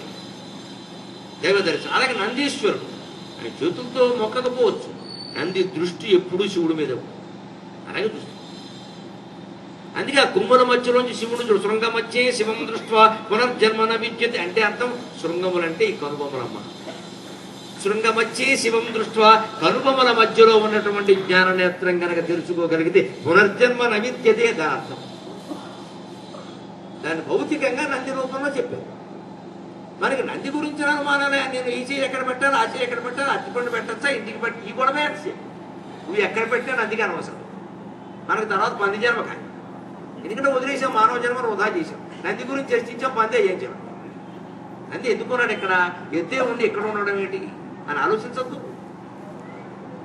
దేవాలయ వ్యవస్థలో అంత గొప్పతనం ఉందండి. లోపలికి రావడం, ప్రదక్షిణం చేయడం, ధ్వజస్తంభానికి నమస్కారం చేసుకుని ముట్టుకోకూడదమ్మా, ధ్వజస్తంభాన్ని ముట్టుకోకూడదు, దండం పెట్టు. ఊరికే బాగా వేసి దాని రంగంతా చెరిగిపోయినా చేయకూడదు, అదో పుణ్యం. అన్ని పుణ్యాలు, ఎంతసేపు జ్ఞానం లేదు ఎవడ. ఆ ధ్వజస్తంభం అంటే మన వెనకాల వెనుక్కోసం, మన వెనకాల వెనుక్కోసం ఒక్కటే ఉంటుంది, పైనుంచి కిందికి మధ్యలో అతుకులు ఉండవు. మీరు ధ్వజస్తంభాన్ని గమనించండి, ఏకాండి కొయ్య అయితే బెటరం. ఆ ధ్వజస్తంభాన్ని నువ్వు దండం పెట్టు, నీ వెనకాల వెనుకోసమే దృష్టి పెట్టు, ప్రాణాయామం చేయి, మూలాధార చక్రం, మణిపూర చక్రం, స్వాధిష్టాన చక్రం చేరుకో. దానికి సంకేతం అది. దాన్ని పట్టుకుని బాగా ఎలాగా అలా లోపలికి వచ్చాం. ప్రదక్షిణ 3 ప్రదక్షిణాలు, 36, 76 ఓవర్ యాక్షన్ అంటారు. 3 ఎందుకు? రజోగుణం వదిలేయి, తమోగుణం వదిలేయి, సత్వగుణం వదిలేయి, అంతే. ప్రదక్షిణం చేసామంటే వదిలేసాం. అందుకే మనిషికి ప్రదక్షిణం ఎప్పుడు చేస్తారు? పోయినప్పుడు చేస్తారు, ఉండగా చేయకూడదు. తల్లిదండ్రులు అయినా సరే ఉండగా చేయకూడదు. కనీసం ఎవరన్నా పడుకుని ఉంటే పొరపాటున మంచం చుట్టూ తిరిగినా కూడా పెద్దవాళ్ళు వద్దని చెబుతారు. తప్పురా అంట, ఏమందులో అంటే అది అంతే, అప్పుడు చేస్తారు. అదే మీరు మృతదేహం అన్న చోట చూడండి, బాబు రండమ్మా, మాకు దండం పెట్టుకోండమ్మా, తీసుకెళ్ళిపోతున్నారు ఇంకా అంట. దాని ఉద్దేశం అంటే ప్రదక్షిణ చేసాం, వదిలేసాం. ఇక్కడ గుళ్ళో ప్రదక్షిణ ఏమంటే దేవుణ్ణి వదిలేయడం కాదు, ఈ గుణాలు వదిలేయాలి. ఈ గుణాలు వదిలే. ఓ ప్రదక్షిణ చేసాం, తమో గుణం వదిలేసాం అంటే క్రౌర్యం, హింస, ఆలస్యం, బద్ధకం వదిలే. 2వ ప్రదక్షిణ చేసాం, రజోగుణం, పోటీ పడ్డం, గొడవ నెట్టుకోవడం, రాగద్వేషాలు వదిలే. 3వ ప్రదక్షిణ చేసాం, సత్వగుణం, శాంతం, మంచి మాటలు వింటున్నాం, మంచి కథలు చదువుతున్నా. కానీ లోపల ఏమిటంటే నేను ఎప్పుడు అవే వింటా, నేను ఎప్పుడు అక్కడికే పెడతాను, నేనే ముందు కూర్చుంటా. ఈ షోకొద్దు, ముందు కూర్చున్నా వెనక్కి కూర్చున్నా ఒకటే, బైకులు ఆగుతున్నాం. ఇది సత్వగుణ అహంకారం. ఇది కూడా వదిలే. విషయం వినడం ప్రధానం. ఎవరు ముందున్నారు, ఎవరు వెనుకున్నారు, ఎవరు ఆయనకి దగ్గర, ఎవరు ఆయనకి దూరం, ఇదంతా పెద్ద విషయం. ఎవరు చెప్పారు, ఎవరు విన్నారు, అది కూడా విషయం. సత్వగుణంలో కూడా మళ్ళీ ఇది ప్రవేశిస్తుంది. ఈ మూడు వదలం. లోపలికి వెళ్ళావు, నందీశ్వరుని చూసావు, అలాగే శివుడి మీద దృష్టి పెట్టు, అలాగే నీ శరీరంలో ఉన్న ఆత్మ మీద దృష్టి పెట్టు. ఇది ఈ శుభాకారాన్ని చూడటమే గరుత్మంతుడి లక్షణం. గుణములు వినడం వల్ల పరీక్షిత్ చరణ సేవ సాక్షాత్ లక్ష్మీదేవి. ఈ నీ చరణ సేవలు ఏ ప్రొద్దు చేసిన గుణోన్నతత్వం పొందగలు. గుణాల్లోకెల్లా ఉన్నతమైనది లక్ష్మీదేవి. ఎందుకంటే డబ్బు అవసరం లేని వాడు అవుతున్నానండి. అమ్మవారి ఆరాధనైనా కోరిక తీరాక పక్కనెట్టేస్తారు. సరస్వతీ దేవిని ఆరాధించేవాడు మా బోటుకి వెళ్ళే మీకెందుకు, పిల్లలకు మార్కులు తక్కువ వచ్చి పెడతారు బాసర, లేదా వెళ్ళరు. మిగిలిన రోజుల్లో అమ్మవారికి ఉపవాసమే, అక్షరాభ్యాసానికి వెళ్తారు. లక్ష్మీదేవి అయితే మాత్రం జీవితాంతం వదలండి. అమ్మో డబ్బులు ఎక్కడ చూసినా కనకదారస్తాము మాట్లాడండి, కనకదారస్తాం. ఎందుకంటే కోటీశ్వరుడు కూడా కనకదార కావాలి, ఇంకెందుకో తెలియదు. అప్పుడైనా చదువు ఉండు, అప్పుడైనా జ్ఞానం ఉండు. ఎంత ఉంటే అంత మంచిది కదండి. తెలియదు అజ్ఞానం అని. ఎంత ఉంటే అంత మంచిది. ఉన్న కొద్దీ అనవసరంగా డబ్బు పెరిగిన కొద్దీ అహంకారం పెరుగుతుంది. కానీ లోకంలో లక్ష్మి కారణంగా, సంపద కారణంగా ఉన్నతత్వం ఉందా లేదా? ఆ సౌభాగ్యం ఆవిడకి ఎందుకు పట్టింది? చరణ సేవక. ఏ నీల సన్నామము ఏ ప్రొద్దు భక్తితో తడవిన బంధ సంతులు వాయు. దీనికి నారదుడు ఉదాహరణ. నీ నామం, నీ పేరు ఎంత గొప్పది అంటే హరే రామ హరే కృష్ణ, హరే రామ హరే రామ, రామ రామ హరే హరే, హరే కృష్ణ కృష్ణ కృష్ణ హరే హరే. నమ శివాయ, నమో నారాయణాయ, శ్రీమాత్రే నమ, ఓం నమో వెంకటేశ. ఏదైనా పరం. ఏ నీ రసన్నామము ఏ ప్రొద్దు భక్తితో తడవిన బంధ సంతతులు వాయు. అది నిరంతరం జపిస్తూ ఉంటే బంధాలు తెగిపోతాయంటే ఇందాక చెప్పింది సరిగ్గా. మనస్సులో ఆ నామాన్ని నిరంతరం జపిస్తే ఈ తీగ చుట్టల్లో ఉండే వాసనలు ఉన్నాయే, ఈ బంధాలు ఇవేగా తెగిపోకపోవడానికి ఏమీ లేదు. అదే తాళ్ళు ఇట్టి కట్ల జ్ఞాపకాలే తాళ్ళు. ఆ జ్ఞాపకాల బదులు భగవన్నామాన్ని గొప్ప జ్ఞాపకంగా మనం కనుక నిక్షిప్తం చేయగలిగితే ఈ బంధాలన్నీ తెగిపోతాయి. అప్పుడు మళ్ళీ జన్మెత్తాల్సిన అవసరమే లేదు. ఎంత శాస్త్రీయమైన పద్యం అంటే ఇందులో ఏమైనా హేతుత్వం తప్పితే ఎక్కడైనా నమ్మకాలు ఉన్నాయా? అన్నీ నిజాలు. అట్టి నీ యందు నా చిత్త మనవరతము నాని నచ్చియున్నది నీయాన నానలేదు. అటువంటి నీ యందు నా మనస్సు అనవరతము నచ్చియున్నది. ఎప్పుడూ కోరుకుంటోంది, ఎప్పుడూ ఇష్టపడుతోంది, ఎప్పుడూ కావాలంటోంది. రాత్రైనా నిద్రలో కళ్ళలోకి నువ్వే వస్తున్నావు శ్రీకృష్ణ. ఇంత ప్రేమ ఉంటే అంతకంటే భర్త గొప్పవాడు ఉంటాడా? అంతకంటే భార్య ఎవరైనా గొప్ప దొరుకుతుందా? ఇది ప్రేమ ఉండాలి. నువ్వే నాకు, నీ గుణాలే ఇష్టం, నీ రూపమే ఇష్టం, నీ పేరే ఇష్టం, నీతో మాట్లాడటమే ఇష్టం. అది లేకపోవడం వల్ల ఈవేళ కొత్తగా ఏర్పడిన కాపురాల్లో ఏమవుతుంది? భర్త ఎక్కడో ఉంటాడు దూరంగా, ఫోన్ చేస్తాడు. ఓ పావు గంట సేపు ఇప్పుడు పలకదు, ఫోన్ ఎంగేజ్ వస్తుంది. వెంటనే రకరకాల అనుమానాలు. ఎవరితో అంతసేపు మాట్లాడుతున్నావు? వై సో అని మరంటాడు. ఆ అనుమానం ఆయనకి ఎందుకు రావాలి? అంతసేపు ఇక్కడ ఎందుకు మాట్లాడాలి? అంతసేపు మాట్లాడడం ఏమిటో నీవుడు అనుకోదు. పోనీ ఏదో మాట్లాడతారు, ఉద్యోగం పనులు ఉంటాయి కదా, ఆయన అనుకోడు. ఎందుకు వస్తున్నాయి? అంకిత భావం లేదు. అంకిత భావం ఉంటే అసలు అటువంటి అనుమానమే ఉండదు. పరిసరాలు పరిస్థితులు కూడా మన అలా తయారు చేస్తుంది. అవి మనమే చూస్తాం. ఆ ఎందు అనవరతము నచ్చి ఉన్నది నీయాన నానలేదు. నానలేదు అంటే నాన్న అంటే సిగ్గు. ఈ విషయం చెప్పడానికి నేను సిగ్గుపడ్డం లేదు. ఎందుకంటే ఆడపిల్ల పరాయి మగవాడికి వెళ్ళి కాకముందు ఎవరికో బ్రాహ్మణుడి చేత కావచ్చు, పెద్దవాడి చేత కావచ్చు, ఓ సందేశం పంపిస్తూ ఇంత బహిరంగంగా నువ్వు తప్పితే నాకు దిక్కులు అంటే వాడు రేపు పొద్దున్న ఇచ్చిపోడండి. శ్రీకృష్ణుడు కూడా సరిపోయింది. మరి కూడా కృష్ణారావు పుల్లారావు అయితే నువ్వు ఎలా చేసావు, ఏం చేసావు ప్రయత్నాలు, నేను వద్దన్నా సరే అని మాట్లాడతాడు, ఏడుపుచ్చు తింటాడు. అందుకని నువ్వు కాబట్టి ఈ విషయం చెప్పడానికి నేను నానా లేదు, సిగ్గుపడ్డం లేదు. నీ ఎందు నాకు నమ్మకం ఉంది. భగవంతుడు సాక్షి. కరుణ చూడుము కంసారి కల విదారి. కలగుణాలు పోగొట్టడంలో, దుర్గుణాలు పోగొట్టడంలో నీ వంటి వాడు లేడు. కంసారి అప్పటికే కంసుని సంహరించాడు. మనం చెప్పుకోం. శ్రీయుతాకార మానిని చిత్త చోర. అసలు నీ ఆకారం ఎటువంటిది అంటే మానిని చిత్త చోర. ఆడవాళ్ళు ఎవరైనా శ్రీకృష్ణుడి యొక్క ఆకారాన్ని విగ్రహ రూపంలో చూసినా సరే ఈయన మళ్ళీ పుడితే బాగుండు, నాకు భర్త అయితే బాగుండు అనుకుంటారు సార్. కృష్ణుడిని చూసి నా కొడుకు అవ్వాలని కోరుకునే వాళ్ళకంటే భర్త అవ్వాలని కోరుకునే వాళ్ళే. శ్రీకృష్ణుడు కొడుకు రుక్మిణికి పుట్టిన ప్రద్యుమ్నుడు ఉంటాడు. తర్వాత చెబుతాడు. ఆ ప్రద్యుమ్నుడిని చూసి విచిత్రం ఏంటంటే శ్రీకృష్ణుడి 16,000 మంది భార్యల్లోనే కొంతమంది విచిత్రంగా మాట్లాడేవారు. రుద్యుడు అంత అందంగా ఉంటాడు, శ్రీకృష్ణుడు కొడుకు. ఎందుకంటే వాళ్ళ కొడుకు కాదుగా, రుక్మిణీదేవి కొడుకు కదా, సముతులేగా వాళ్ళందరూ. వాళ్ళకే రకరకాలుగా అనిపించింది. మనస్సు అంత చెప్పను, సౌందర్యం అంత గొప్పది.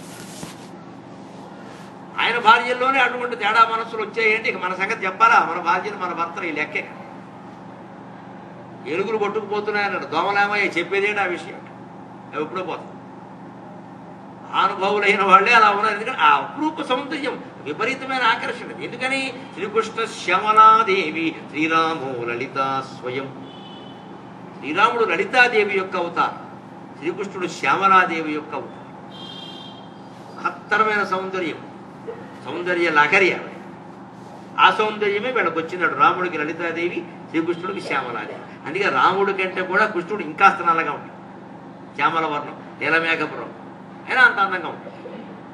అందుకే శ్రీయుత ఆకారం ఆయన, ఈ ఆకారం చూస్తే మోజులు మనసు పారేసుకునే వాళ్ళు ఎవరు ఉంటారయ్యా? అందుకే ఇప్పుడు చెబుతోంది అసలు సందేశం. దాన్ని చెప్పుకుని మనం ఈ పూటకి సెలవు తీసుకుంటాం.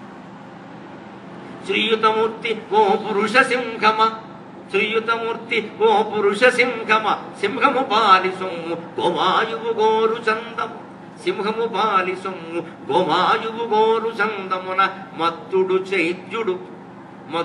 చైత్యుడు నీ పదంబుజధ్యాయినైన నన్ను వడిదా కొనిపోయదనంచునున్నవాడు. మత్తుడు చైత్యుడు నీ పదంబుజధ్యాయిని అయిన నన్ను వడిదా కొనిపోయదనంచునున్నవాడు.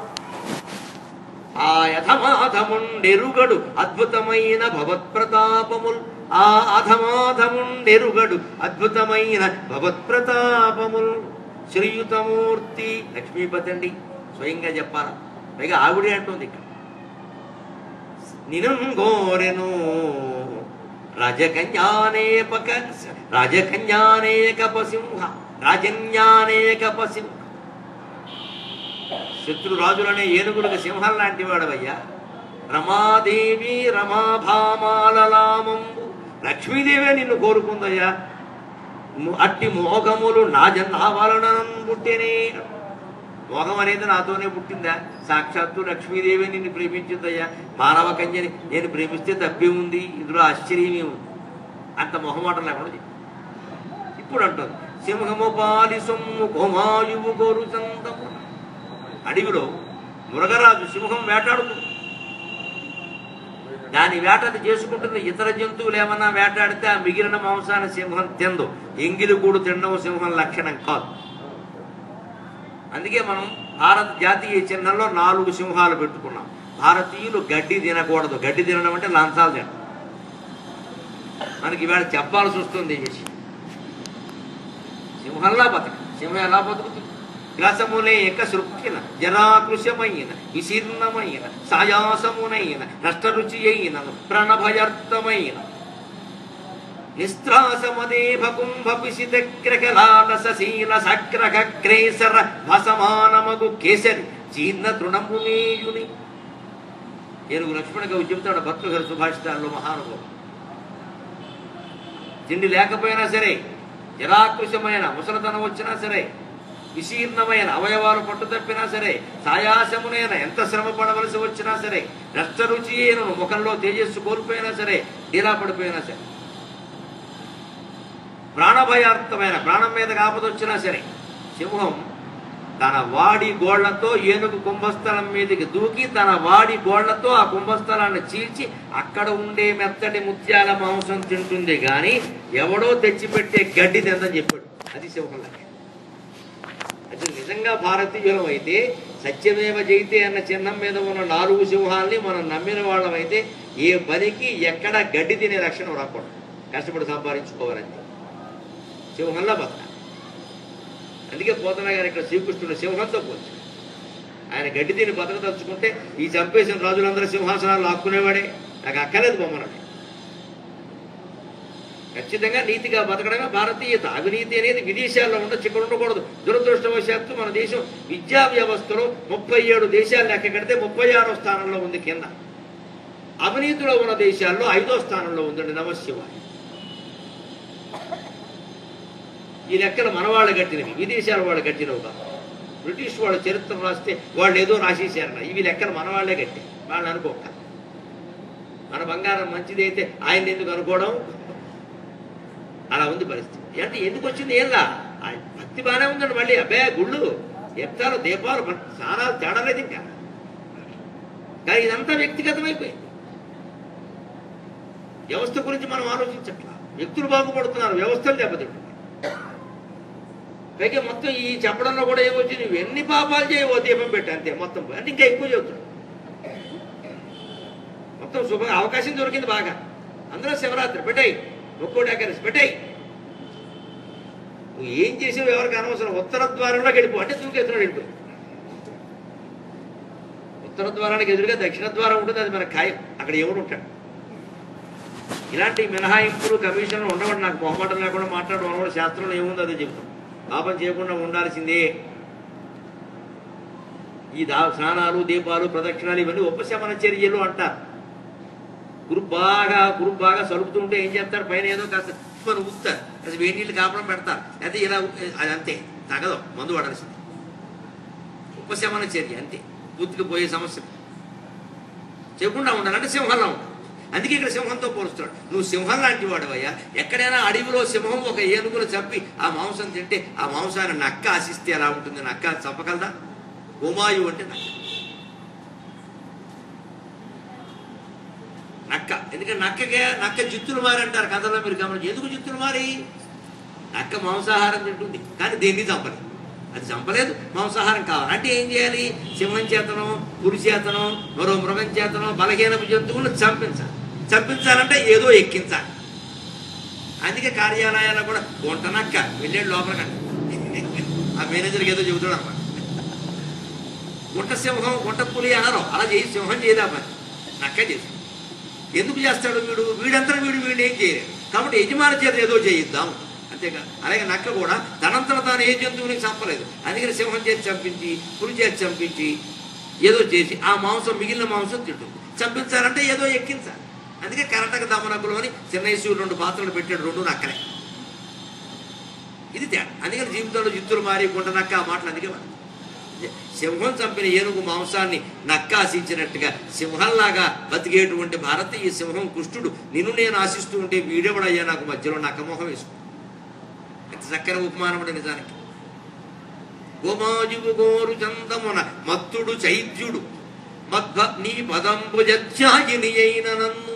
మధ్యకి కొట్టుకుంటున్నటువంటి చేతి దేశపు రాజు శిశుపాలుడు నిరంతరం నీ పదధ్యానంలో ఉన్న నన్ను వడిదా కొనిపోయేదనంచునున్నవాడు. తీసుకెళ్ళిపోతాట, బడి చేసుకుంటాట, తీసుకెళ్ళిపోతాట. అన్ని ఏర్పాట్లు అయిపోతున్నాయ్యా. కళ్యాణ మండపం బుక్ చేసేసారు, శుభలేఖలు వేసేసారు, సెల్ ఫోన్ మెసేజ్లు కూడా ఇచ్చేసారు. కార్డీల్లీ ఇన్వైటెడ్ అంటు. ఇంకేం తప్పించే ఉపాయం ఏం కనపట్లేదు. ఇంకా ఆత్మహత్య ఒకటే సరే. కానీ గమనించాలి, ఇంతటి క్లిష్ట పరిస్థితుల్లో కూడా రుక్మిణి తాను చేయదలుచుకున్న పనిని, తన నిశ్చయాన్ని బ్రాహ్మణుడి ద్వారా చాలా మర్యాదగా శ్రీకృష్ణుడికి తెలియజేసింది తప్ప శ్రీలింగి ఫేనాయ విద్వగే సున్ని కంఠాయ ధీమకి అని అల్లా. ఇప్పుడు పనికిమాలిన వాళ్ళు చేసే పని. అటు వాడికి శోకం, ఇటు తల్లిదండ్రులకు కూడా శోకం. అయ్యో పిల్ల చచ్చిపోయింది అన్యాయంగా. ఇది చెప్పాలి, దాన్ని సాధించాలి, వాళ్ళని ఒప్పించాలి. వాళ్ళు ఏదైనా అభ్యంతరం చెప్తే తెలుసుకోవాలి, విషయం తప్పే ఉంది. అందుకని గురి చేసుకుంటే అక్కడి నుంచి అందరూ భయపడతారు. ఇక మళ్ళీ ఇంకో పిల్లలు అనుకోండి ఇంట్లో, ఎందుకులే బాబా అది పోయింది, ఇదేనా నీ ఇష్టం అన్నమాట. ఇక అక్కడ చిన్నప్పటి నుంచి మాట్లాడుతుంది, ఇది వేరే వేషం. చాలా ఎక్కువ అవుతుంది సహజంగా, చాలా కుటుంబాల్లో జరిగేది. దానివల్ల ప్రయోజనం అది. రుక్మిణీ కళ్యాణం వింటే పెళ్ళి అవుతుందంటే పెళ్ళి ఎలా చేసుకోవాలో, దానికి విధానాలు ఏం చేయాలో, ప్రేమలో పడినా కూడా ఎంత మర్యాదగా వ్యవహరించాలో, పెద్దవాళ్ళను కూడా ఎలా ఒప్పించాలో, పెళ్లి కొడుకు సందేశం పంపితే ఎలా పంపాలో, అదెంత మర్యాదగా ఉండాలో అన్నీ నేర్పుతుందండి. ఎందుకు అవుతుందండి పెళ్ళి? ఇదికి అవుతుంది. ఇది మానేసేసి ఊరికి ఈ పద్యాలు ఎలా చదివేస్తే అవుతుంది. అది కూడా మీరు చదవక్కర్లా. ఒక ఆయన కోసం చదువుతాడు, తీర్థం ఇస్తే ఆయనకు అవుతుంది, మనకు అవుతుంది. ఆయనకు అప్పటికే అయింది. ఈ అజ్ఞానం నుంచే బయటపడాలి.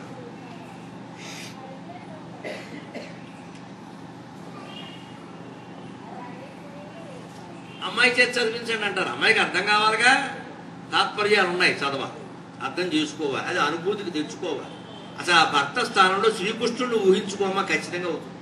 అవడమే కాదు, వాడు నిజంగా అలాగే ఉంటాడు, అలాగే కాపురం చేస్తాడు. ఇన్ని వేల మందిలో ఒక్కళ్ళకే ఆయన అన్యాయం చేయలేదండి. అలాగే కాపురం చేస్తాడు. పైగా వాళ్ళందరూ ఆయన్ని వరచి పెళ్లి చేసుకున్నారు. ఆయన ఎవరిని ఆశించలేదు, రుక్మిణీదేవి సహా ఎవరిని ఆశించలేదు. అందరూ ఆయన కావాలని చేసుకున్న వాళ్ళే.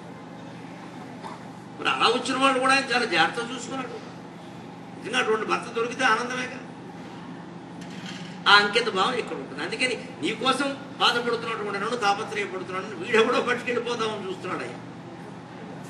నీ పదంబుజధ్యాయిని అయిన నన్ను వడిదా కొనిపోయదనంచునున్నవాడు ఆ యథమాధముండెరుగడు అద్భుతమైన భగవత్ప్రతాపములు. అద్భుతమైనటువంటి నీ ప్రతాపాలు పరాక్రమాలు వాడికి ఏం తెలిసేయాలి. ఎందుకంటే ఇప్పటికే ఆయన ఇతర రాక్షసులను కొంతమందిని చిన్నప్పటి నుంచి ఉన్నటువంటి లీలలు ఉండగా ఎంతోమంది వీరులను సంహరించారు. ఆ విషయం తెలుసో తెలియకో ఏం చేస్తున్నాడో కానీ ఎంత అజ్ఞానం అయ్యాయి. నీ చేతిలో పడితే బతుకుతాడా? ఏదో యాదవ వంశం వాడు కదా, రాజ్యం లేదు కదా అని ఆశిస్తున్నాడు. కానీ మీ యాదవులంతా యుద్ధానికి రారా? అసలు నువ్వు ఒక్కడివి చాలవా? అంటే శారీరక మానసిక బలాల్లో చూసినా తక్కువే, రాజ్యం బలం చూసినా తక్కువే, సైన్య బలం చూసినా తక్కువే, సౌందర్యం చూసినా తక్కువే. ఇక గుణాల సంగతికి వస్తే అసలు ఉండనే ఉండడు, మిగలడు. అటువంటి వాడు ఆశిస్తే ఎలాగా అంచేత ఆవిడ విన్నపానికి శ్రీకృష్ణుడు ఏమో సమాధానం పంపించాడు. మళ్ళీ తర్వాత ఆవిడ కథ అలా నడిచిందో అది మన జీవితాలను ఏ విధంగా తీర్చిదిద్దే విధంగా ఉంటుందో అన్నీ మనం రేపు సాయంత్రం 6:30కి ఇదే వేదిక మీద కలుసుకొని మళ్ళీ తెలుసుకుందాం. అంతవరకు